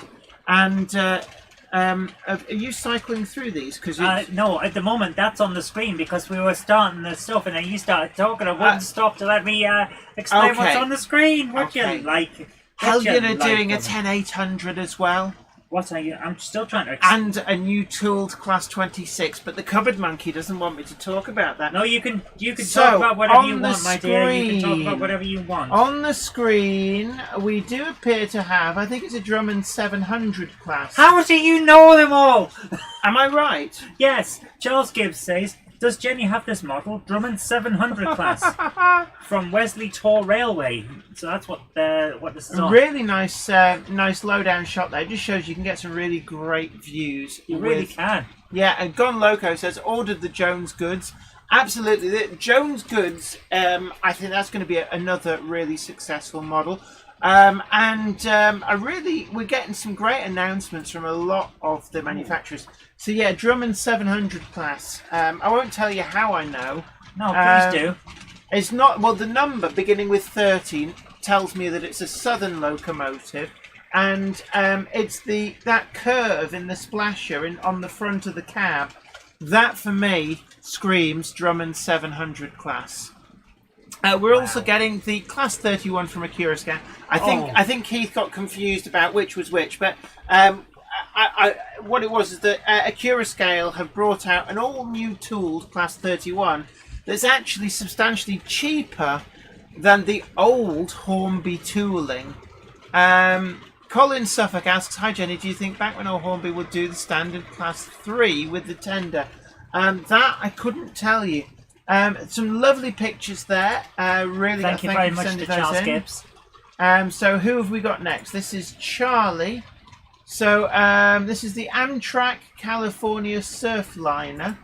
This comes from Charlie. So we're just bringing that up.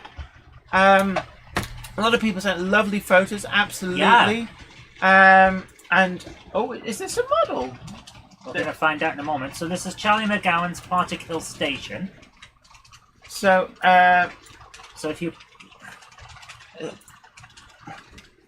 Rather nice. I think it's drone footage of a real thing. Or is it? Must be drone footage. No, this is People are moving and the sea Yeah, is moving, yeah. so it's probably This is not, nice. yeah. Valleys Oh, 56XX that is so says, cool. I manage Drummond, but blimey. I'm sorry, it's like I've got a knack. Oh, wow. Well, that is nice. I have to say, there's something about American locomotives. And double deck trains as well. Yeah. 2 decks, no waiting. Yeah, so I was just checking we weren't getting sound through. We're not. Yeah. That is wonderful. So, oh, look at the scenery. I mean, that is just crying out for modelling. You could do a really great model. Yeah. I just love Cut the a hole in your palm back seat and trees. stick a light through it, and you'll get that sunlight I just effect. love the palm trees. Mm. But, yeah, Ruben Ashford, moving figures, absolutely. This is It's just normally your so trick to go, oh, what a realistic model. I wasn't sure, actually. I think it's the lighting. The lighting was really really good. And it's the way that Oh, it's all look at just moving that. so steady. Zoe, I want to go swimming. We're on the Monday Oh. Club, Jen. You'll have to wait. So there he is. You can see him there with his controls. This is just beautiful. Oh. Absolutely beautiful. So, when are we going here? Yeah, so we'll be going on holiday shortly. But look at that. I mean, a great place to watch the trains go Oh. by. Very strange looking You know, trains. Flint Hill, when you said that looks like a video game, yes, it does. It So, really does. A And huge, all I was huge thinking- thank you. So thank you so much for that. Really, really great. So we're going to move on to the all I next. could say was when that train was going past in like silhouette, is in my head the Grand Theft Auto Vice City music started up. Yeah, Thank you absolutely. so much for sending that in. That was fantastic. And I'll put the link into the chat. Absolutely. I'd just like to say Crossways Point Junction has joined on Patreon. Thank you so much for your very generous joining of Patreon. Thank you very much. We're always blown away with the generosity of you guys. Thank you so much. So next we've got Blegauri Forest Railway, and this is, I'm just waiting for it to queue itself up.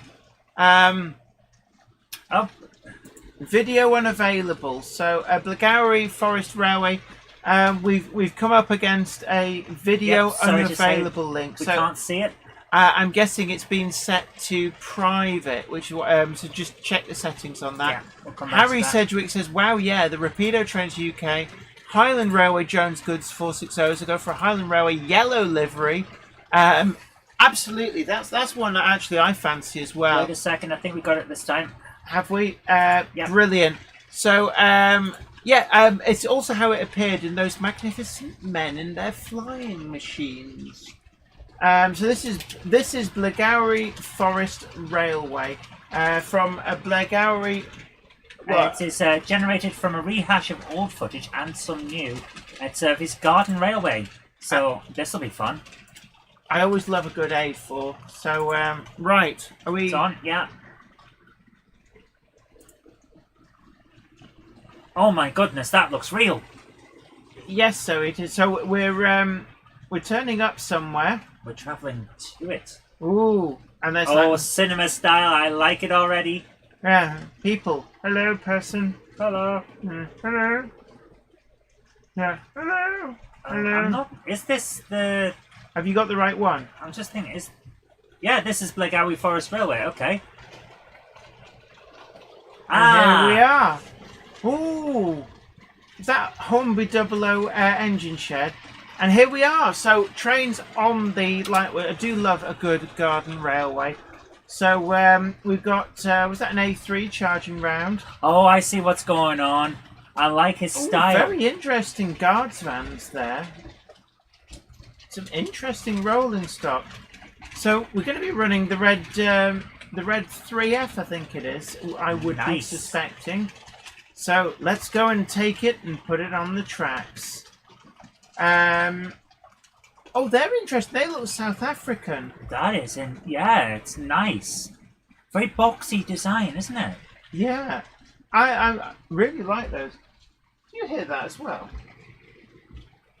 You know I'm deaf. Something from over there. Hopefully it's not something falling off our roof. I'll check. Jen? No, it's like bang, bang. I am not hearing any of that. I'm sorry, Jen. Weird. Oh, I see what it is. That's what. By the way, for everyone who heard that sound, it was not a bottom announcement. It's the new chair that Jen's got. I will reset it. I'm just telling everyone that you weren't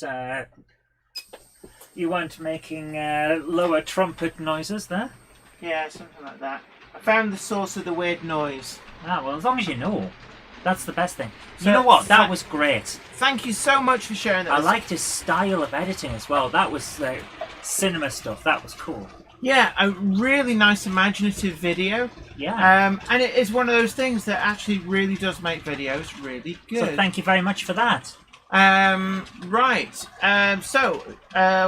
Who do we have next? I don't know yet. I've got to press the buttons. The magic of the buttons. Yeah, David, it's my model railway says I can hear the thumping. I can't. I'm sorry to say that I am really deaf.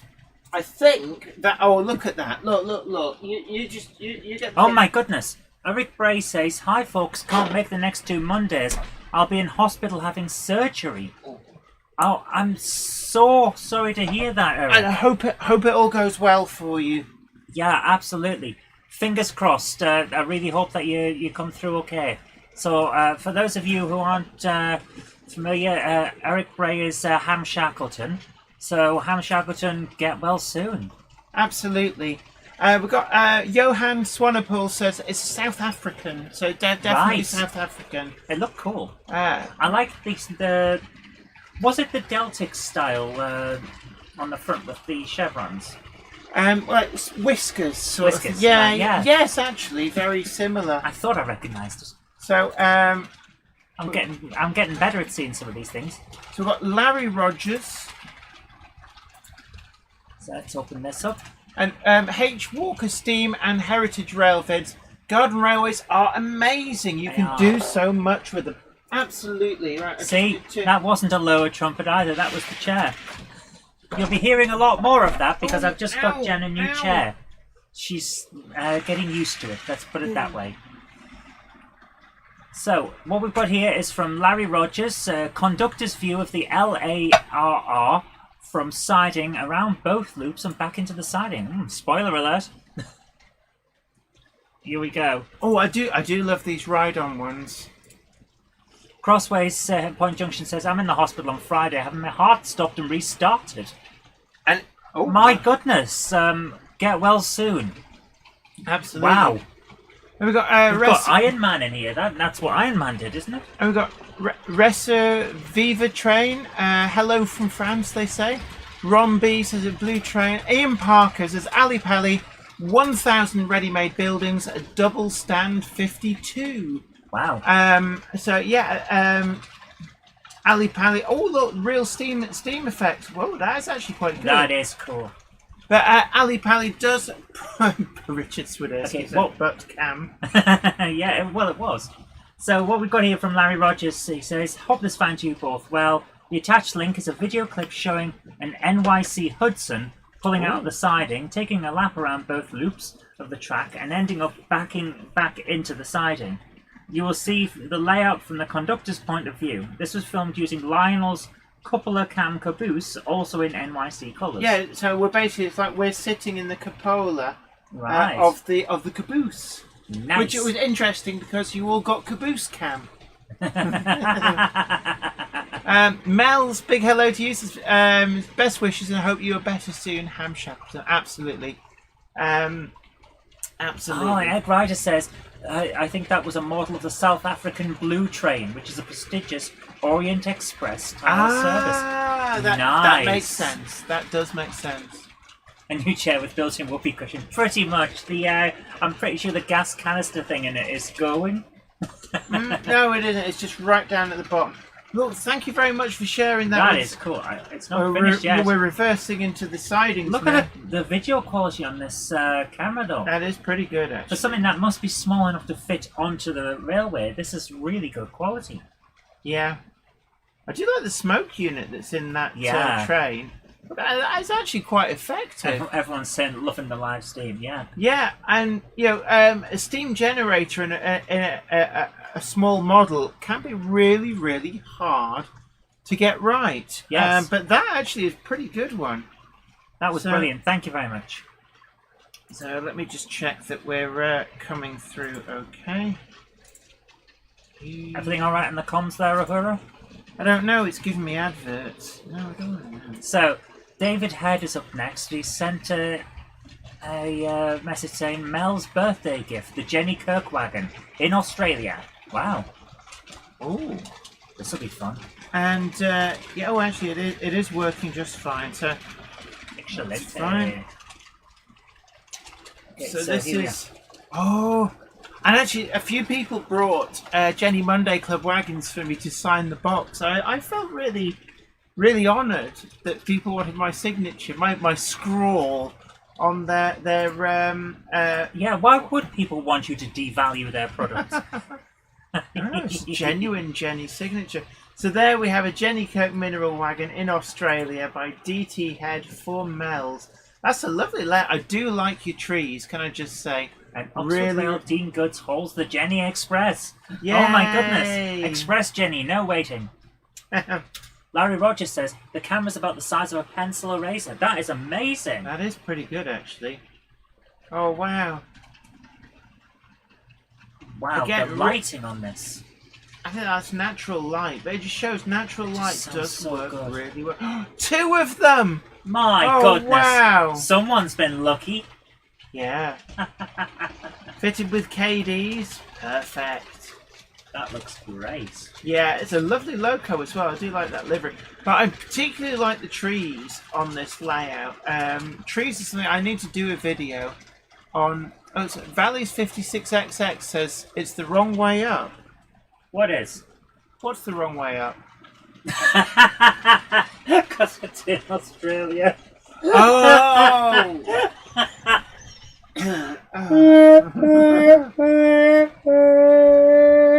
A Victorian Railways W shunter does some shunting. They don't have any UK shunters.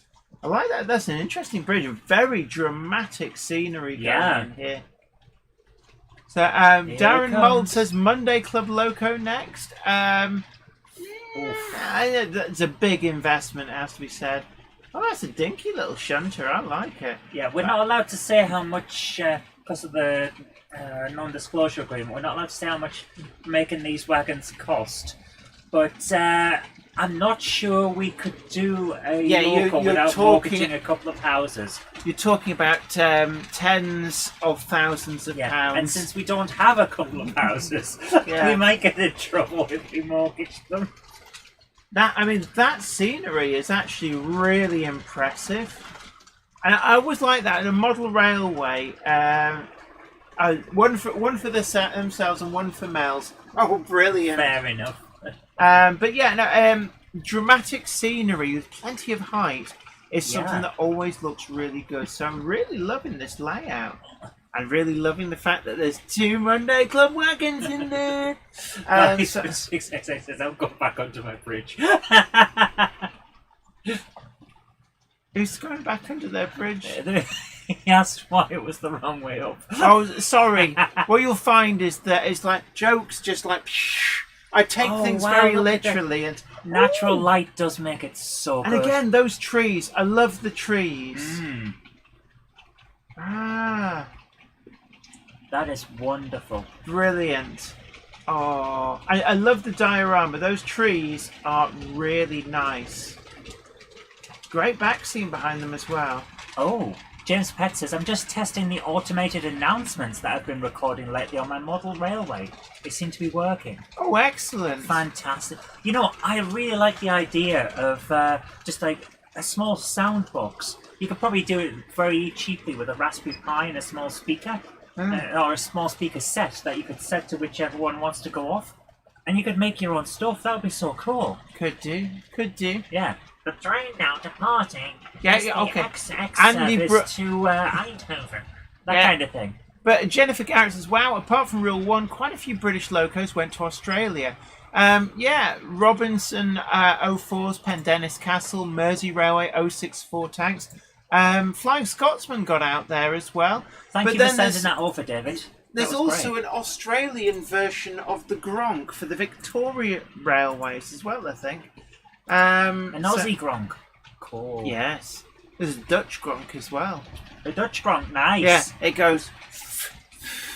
Oh yeah, so you can move your I can't do a You Dutch... cannot... What accent was that, Speedy Gonzales? Handle, Reba. I got to go to Utrecht. Oh dear. H Walker, Steam and Heritage Rail Vid says, gotta go. Great live stream tonight. See you next week. Lovely to meet you two darlings. Thank you so much as well for joining us, and you take care. Yeah, and don't forget as well that after the stream's over, you can also catch up with all of the bits you've missed and any bits you want to watch again. Don't forget to tickle the like button and also share the stream too to be the first to know about you. Look, let me start again, shall we? I'll put my teeth back in. So don't forget to tickle that like button, share the stream as well, and also subscribe to the channel, and you will be the first to know about new videos as and when they go up. Big hello, Timber Surf, West Highland Terrier Class 37s, Peter Jackson, Ron B. There's not a Dutch accent, No, it wasn't. So what we got up now is Tim's model railways and different videos using his engine shed. Did the doors just shut behind the locomotive? Mm-hmm.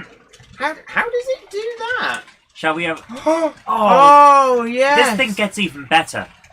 It gets even better every time we see this. Can I just say, this is what... You need play value. Yeah. And this is giving it loads of play value. This turntable is actually surprisingly useful. Yeah. I like the way it aligns the tracks like that. Let's watch the... Oh, I thought it was beep, going beep. back in the shed. Yeah, no, they don't go beep, beep. They do in my brain. Everything goes beep, beep. Yeah. So that's cool. That's Duck. Yes.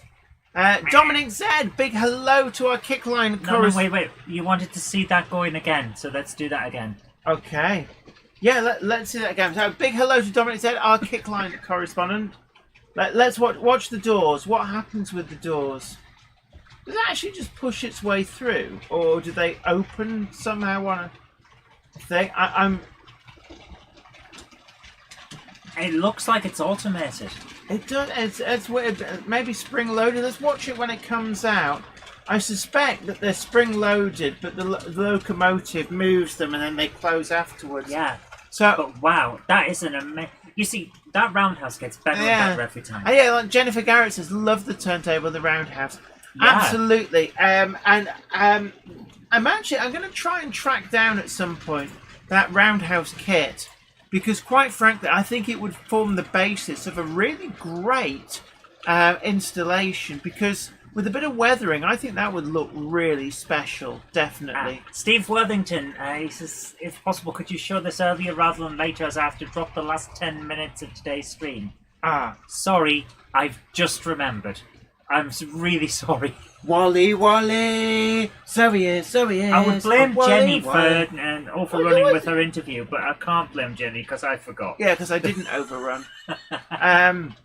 And also, don't forget, yes, we spoke to Keith Revel of KR Models earlier on. So if you want to rewatch that interview, then of course you can rewatch the stream. It goes up as a regular video afterwards. And don't forget, tickle the like, share the video to social media, and also don't forget as well, I'm going to hold this really close to the camera. We do have the EP, not even the EP, the pre-production model of the Fell. I'm still amazed that they let you touch that, never mind bring it home to show people. I know, it's like haha, how little they know me.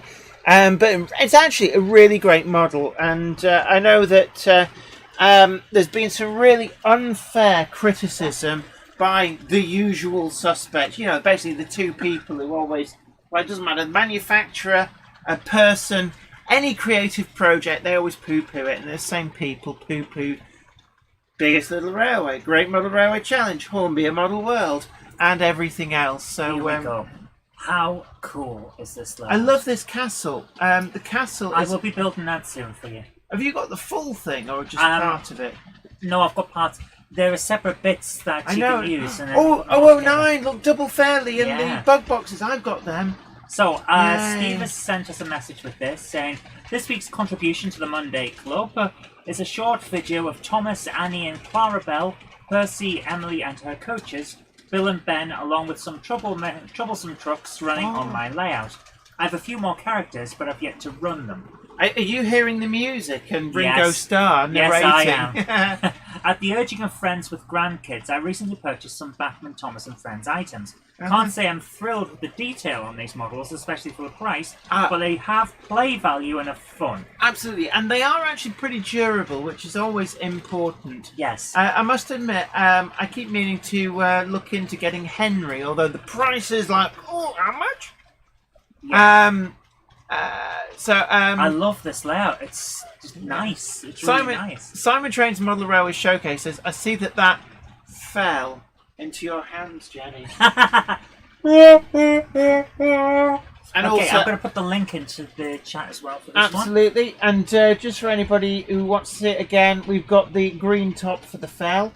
And I will be doing... it won't be a review because these are pre-production models, not the actual production models.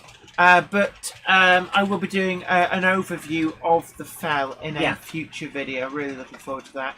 What I'm really loving about this is just look at the different colours and textures of the grasses. Oh yeah! Look. Oh! TARDIS! I got in there before Garth. I bet the Fifth Doctor is there playing cricket. Oh look! There's the alien abduction. I love it. That's so good. It's like, hey, how do you stop this beam from picking up leaves and dirt? And if I kick my shoes off, will they fall or will they come up with me? And were they flashy lights? And why are you leaving? Oh, I love it. Do. Thank you so much for sending this in, Steve. This is great. No worries. Worthington Mother Rose has got a run. Thanks. Absolutely welcome. Don't worry. Valley's 56XX says Hornby's Henry is obscene. The Bachman one leaves a lot to be desired, as does their Gordon, I must admit. Paul M3KQE says any DC model over £100 is overpriced. I do have to disagree, it has to be said. I know that a lot of these things, because of the labour, are very expensive, unfortunately. And yes, I know that Oxford Rail have managed to bring out the J27 at a really favourable price point. But it's increasingly hard, it has to be said. The problem that we have is that, well, prices are going up on everything. It's a cost of living, and you can't begrudge Chinese workers getting a decent wage. I really can't. It's something that I've always said. I would feel wrong if me getting something cheap meant that someone else isn't getting paid properly for their labour, and I'm sorry, that's just how I am. So is this our last video? No, we've got 3 more. Oh, I'm just loving the depth on this. Like, it goes back and back and back, and there's more of it. I love the retaining wall. Great use of the Metcalf retaining wall. But also the nice space around the tracks. It's not hemmed in. And look at the length there. There's a lot of length going on. Yeah. That is wonderful. Thank you so much. And Dongit's Model Railway absolutely says £100 today isn't worth what it was 20 years ago, though. And that is absolutely true. Unfortunately, yeah. Southern Train Girl says there was a Hornby Murdoch for over £1,000 on eBay. I really don't understand what's going on with the Hornby Murdoch. Who are these people who were so desperate for it that they will effectively pay stupid money for what is a railroad level model? It's very peculiar. So who do we have next? Okay, Leslie Gilpin says, would you please decide if you want to use this very short clip of Jenny, who was lost for words, filmed on Friday at Model Rail Scotland when the Monday Club has arrived at her stand? Okay, I think we're going to have some sound for this one. So please, everyone, Billy's replacement speakers might be in use. I'm going to have to put my headphones on, aren't I? yes. Oh, you pulled the cable out, you little monkey. It's not my fault that... What, that your big fat floppy clown shoes caught on the cable? Right. My feet aren't big, fat and floppy. So, run that... this is always nice YouTube, stop starting things when I press buttons. Yeah, annoying thing. So let's go for half volume, just in case Billy's replacement speakers. So, this is from Model Rail Scotland. A bit apprehensive. Hope I didn't swear. Right, okay. And this is the upside down layout. That's what I mean, the camera. Oh yes! I was eating a double decker. How is this different from any other day? That we needed to go over again, use speed controller because I look fat. the electronics inside the speed. Oh, it's my laptop computer. It was like a minute. Yeah. It had all my grown up stickers. Yeah, it did actually. Do you DMU? So thank you so much for sharing that with us. Really enjoyed that. And it was a little sneak peek of what it was like at Model Rail Scotland. Really enjoyed that. So I'm just muting everything again. Thank you very much for sending that in, Les. absolutely. Alright, James Pett says, how delightfully inverted. And actually, it really did run faultlessly. 3 days. The upside down train just chugged away like a champ. Really great. And Ben Tullett says, wow, Jenny eating. I know! We've never seen that before. It's like, who knew Jenny ate things? Like, did this not give it away? This big fat jubbly Santa Claus belly? Right, so how many more? Is this the last one? Last but one. Last but one. So this is G. Paul Anderson with a kit-built LNER Great Central Matchboard Coach, Ooh. a new Bachmann V2 on Ormsthorpe. Ooh. That's a bit Jamie of a... Smith asks, what has been the beverage of choice for tonight? As I've not noticed you drink anything. Actually, I've occasionally been taking a swig. Oh, Diet Hokey Cokey. Diet Coke. Oh my goodness, look at this. I'm loving this. Oh, that bridge. I'm sure you'll enjoy that bridge. I do like bridges. I do have a thing on for it. bridges. That is so well done. Absolutely. I love the ornate parapets and the sort of the steel work that's on the outside there of the bridge. But those look really nice. So these are the Great Central Railway matchboarded coaches. Really lovely. Yeah, Valley's 56XX. Jenny did have the munchies. And basically... Jenny had the munchies, but that never happens. Yes. Oh, this is so cool. And Jennifer Garrett, yes, the M7 did make an appearance. Just to show people what it would look like in the Hornby 2022 range. Also see the Rails dynamometer car, really nice, a great model. Dominic Z, a big hello to our Kickline correspondent, says, Jenny, I got a Chogokin Mute the Mime diecast figure and a mini Chogokin that chair, we're going to do something with it. Yeah, this chair is a bit squeaky. Oh, I see what it is. 57305 Northern Princess says, I want your Intercity Swallow Mark 1s, Jen. I'm jealous as I need to finish my own rake. Now, interestingly enough, there was a full rake on sale at one of the Model Rail stalls at Model Rail Scotland.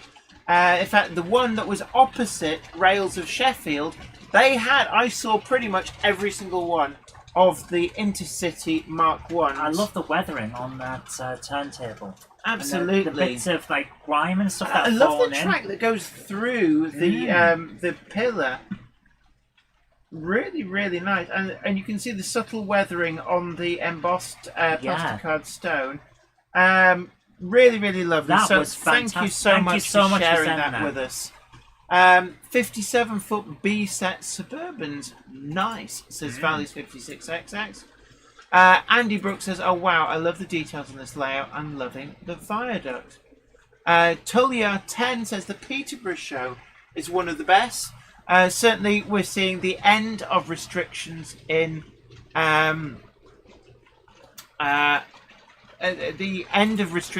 Scotland. from today. We've already seen the end of restrictions in England as well. So I think that we're going to start to finally get back to normal. And Sue at Putnam Junction says, we may have helped Jenny with a few flapjacks. Hard work being there all day. Absolutely. Thank you so much. Okay. Our final video has a story with it. And that looks like a J52.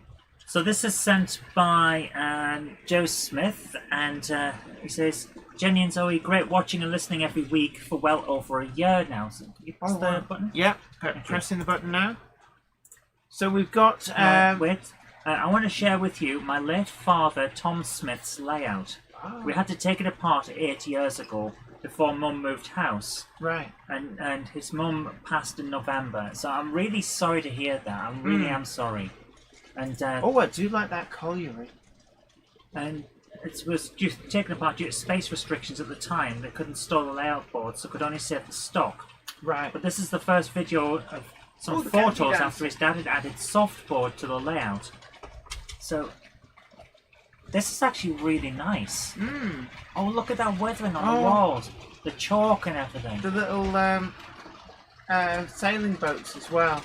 This is really good fun wonderful. layout. I do like that that colliery winding head, and we've got quite a range of locomotive and stock on there too. This is really nice. You can tell that it's something that he's really enjoyed making as well. Absolutely. I think you can always see that in someone's layouts. Absolutely. Look, thank you very much. Thank you for sharing so much that for with that, us. and really and sorry don't for your loss. forget, so Dongit's Mother Railway says there was only one of those Intercity Mark 1 sets. It was a backup formation for the Midland Main Line in case an HST failed. Certainly, the rake that you're seeing going round is every single Bachmann Mark 1 Intercity coach that they made, all the different versions. I'm not aware of them having re-released any of them except for the BG full brake. They've recently done another one of those, which I find weird because the original release actually took a long time to sell out. But it does include oh my word, George Botterini has very generously donated $4.99 and says, hi ladies, train fun. Thank you so much for your amazing generous donation. You really are too generous, George. My goodness. Thank you so much. And let me just check that. But thank you so much for that. Mel says amazing layout. Timothy Kynard says good pictures. And Jane Paul Anderson says, are you watching Milli Vanilli Jen? No, that's actually a channel called Today I Found Out by a guy called Simon Whistler. It's one of his like 600 different channels. That's because the Cupboard Monkey, whilst uploading the videos, ends up watching random stuff on my account. So is what that is. If it's not something about motor vehicles or trains, it's probably due to the fact that I was using her account while videos for her channel were uploading. And I have a tendency to watch Today I Found Out and things like that. Also, anything that turns up about Star Trek, that's me too. Oh my word. Oh my George goodness. Botterini, you didn't have to, but thank you so much. Very generously donated another $4.99 and says, sorry, Miss amount. Oh my god. Thank you so much for your generosity. And Joe Smith says, thanks for showing my dad's layout. You're absolutely welcome. Absolutely welcome. Darren Mould says, is that a Pullman shunter in the line? Have you got some Pullmans? No, actually, I think you mean there's a Network Southeast Class 03. It's 03179. Simon Train's Mother Rose Showcase says, notice you're running the GT3, Jenny, in the fictional BR livery. Absolutely. I still say we should have more of this. I mean, it's a debate I actually had with a few people at, what was it, Getz when we were down in Birmingham? Or where was it that we were? Yeah, and it's fully sound fitted as Not well. Birmingham, Milton Keynes. Where we were talking to KR Models about the reactions to the BR Blue GT3. Absolutely. And people were saying, but it never came out, but it never came out. But it doesn't matter, it looks good. People want it. People like me want it. Yeah. And I must admit, I'm really looking forward to the leader in the Rail Blue. Even though it's carrying its number 36,001, I say that's like a tops number, so that's really great. I love that. So from my point of view, seeing that and people's reaction to it and how much they like it is the same as what Electronic Arts said when, oh, we don't want to be buying a pink Darth Vader. But I want a pink Darth Vader. Yeah. Ian Parker has some interesting news. It says BRM says no more Peterborough show ever. Well, sorry to hear that. I'm guessing it just didn't pay for whatever reason. Oh, I'm so sorry to hear that. But thank you. Oh my word, Dave Rogers. We've got another Jenny Kirk membership there from Dave Rogers. Thank you so much. And of course, we're going to be trying to expand the number of icons that are available for channel members. We'll be making it even more. We need the JK. And we need a thanks Gandalf. Yeah, oh yes. Like a wizard's hat with... I'm still annoyed that we can't make them animated. I wanted to make them animated. I know, but you can't, so you'll have to fix them. But I'm sorry, but when people were saying, no one wants a pink Darth Vader, it's like, oh, well, I want a pink Darth Vader now. Yeah. Right. So anyway, we're running a little bit over, but that's okay because we're hip and with it. But look, it's been really great to have your company. So in today's show, we were joined by Keith Revel of KR Models, live from in Canada. I think it's Edmonton in Canada. Edmonton, not Edmonton. Shut up. And really great to chat with KR Models about their range. And also, thank you as well, everybody, for sharing your videos and pictures with us. Really, really enjoyed that. And as well, in the news, well, there was a lot going on. Well, we just found out about that show. The Glasgow show over the weekend gone, of course. Everybody had an opportunity to come and see the upside down layout with me. And also, we featured on STV local news, both on the Did you start a riot again? No, I didn't. And featured in a lot of newspapers as well. The media really took to that upside down layout. Yeah. But also Rapido, who weren't actually at the show, but they did announce a Highland Jones Goods, and also the VIX International Ferry Van was also announced, so really great to see a new all-tooled model of that. Accurascale announced the all-new 00 gauge Class 31 at an amazing price point of £149. And I must admit that whilst going around, interesting. Peter Jackson, just a bit of news here. BRM have taken over the Bristol show instead. So that explains it. But essentially, going around the hall, it was interesting to see that there were, even at a discounted price, the Hornby Class 31s, the much older model, was still being sold at over £50 more than the Accurascale 31 was intended for. And we saw the actual EPs of that, so it's really well advanced. We also had announcements from Hellion. We had the 10800, that really oddball prototype locomotive, has been announced by Hellion. They also announced an all-new tooled 00 gauge Class 26. So really looking forward to that. On display too, they had some of the livery mock-ups of the Class 17s, and I really, really like that rail freight liveried one, a 17001. So really, really pleased on that. Don't forget as well that KR Models' concept iron ore wagons are due imminently. And also, we had the announcement last week of the B1 from Rails of Sheffield and Daypole.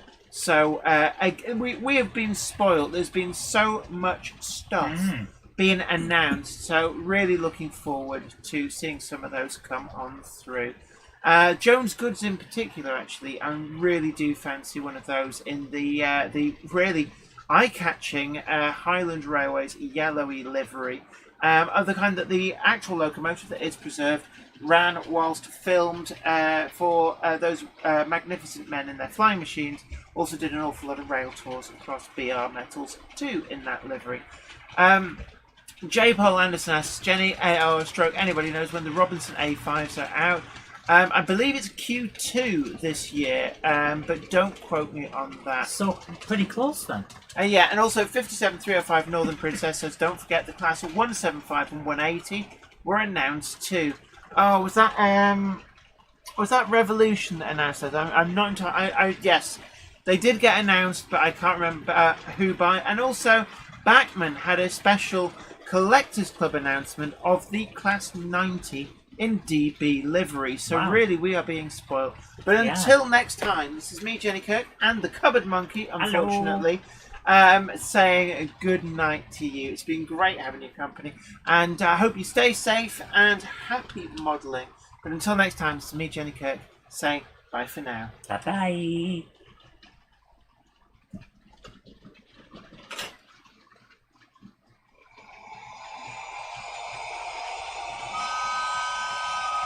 The train now departing is the 2114 service to Glasgow, stopping at Bolton Keynes Road, Neath Tatters, Grove Street Yard, Eindhoven and Glasgow. That's the 2114 service to Glasgow.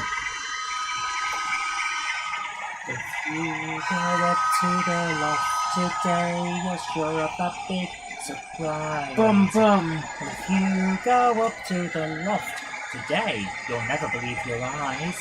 For every train there ever was has gathered there together because today's the day that Jenny does the Monday Club.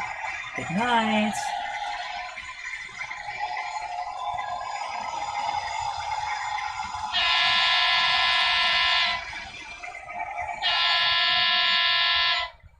Big hello to Peter Jackson, who's just joined the Jenny Kirk membership.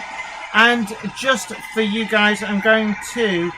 I'm actually going to turn off the other sound locomotives. And...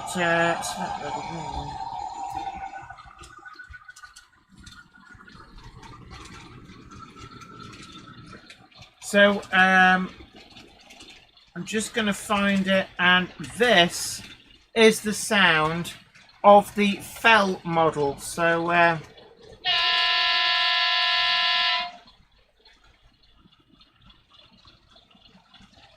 little bit quiet, but just trying to find how I rev it up.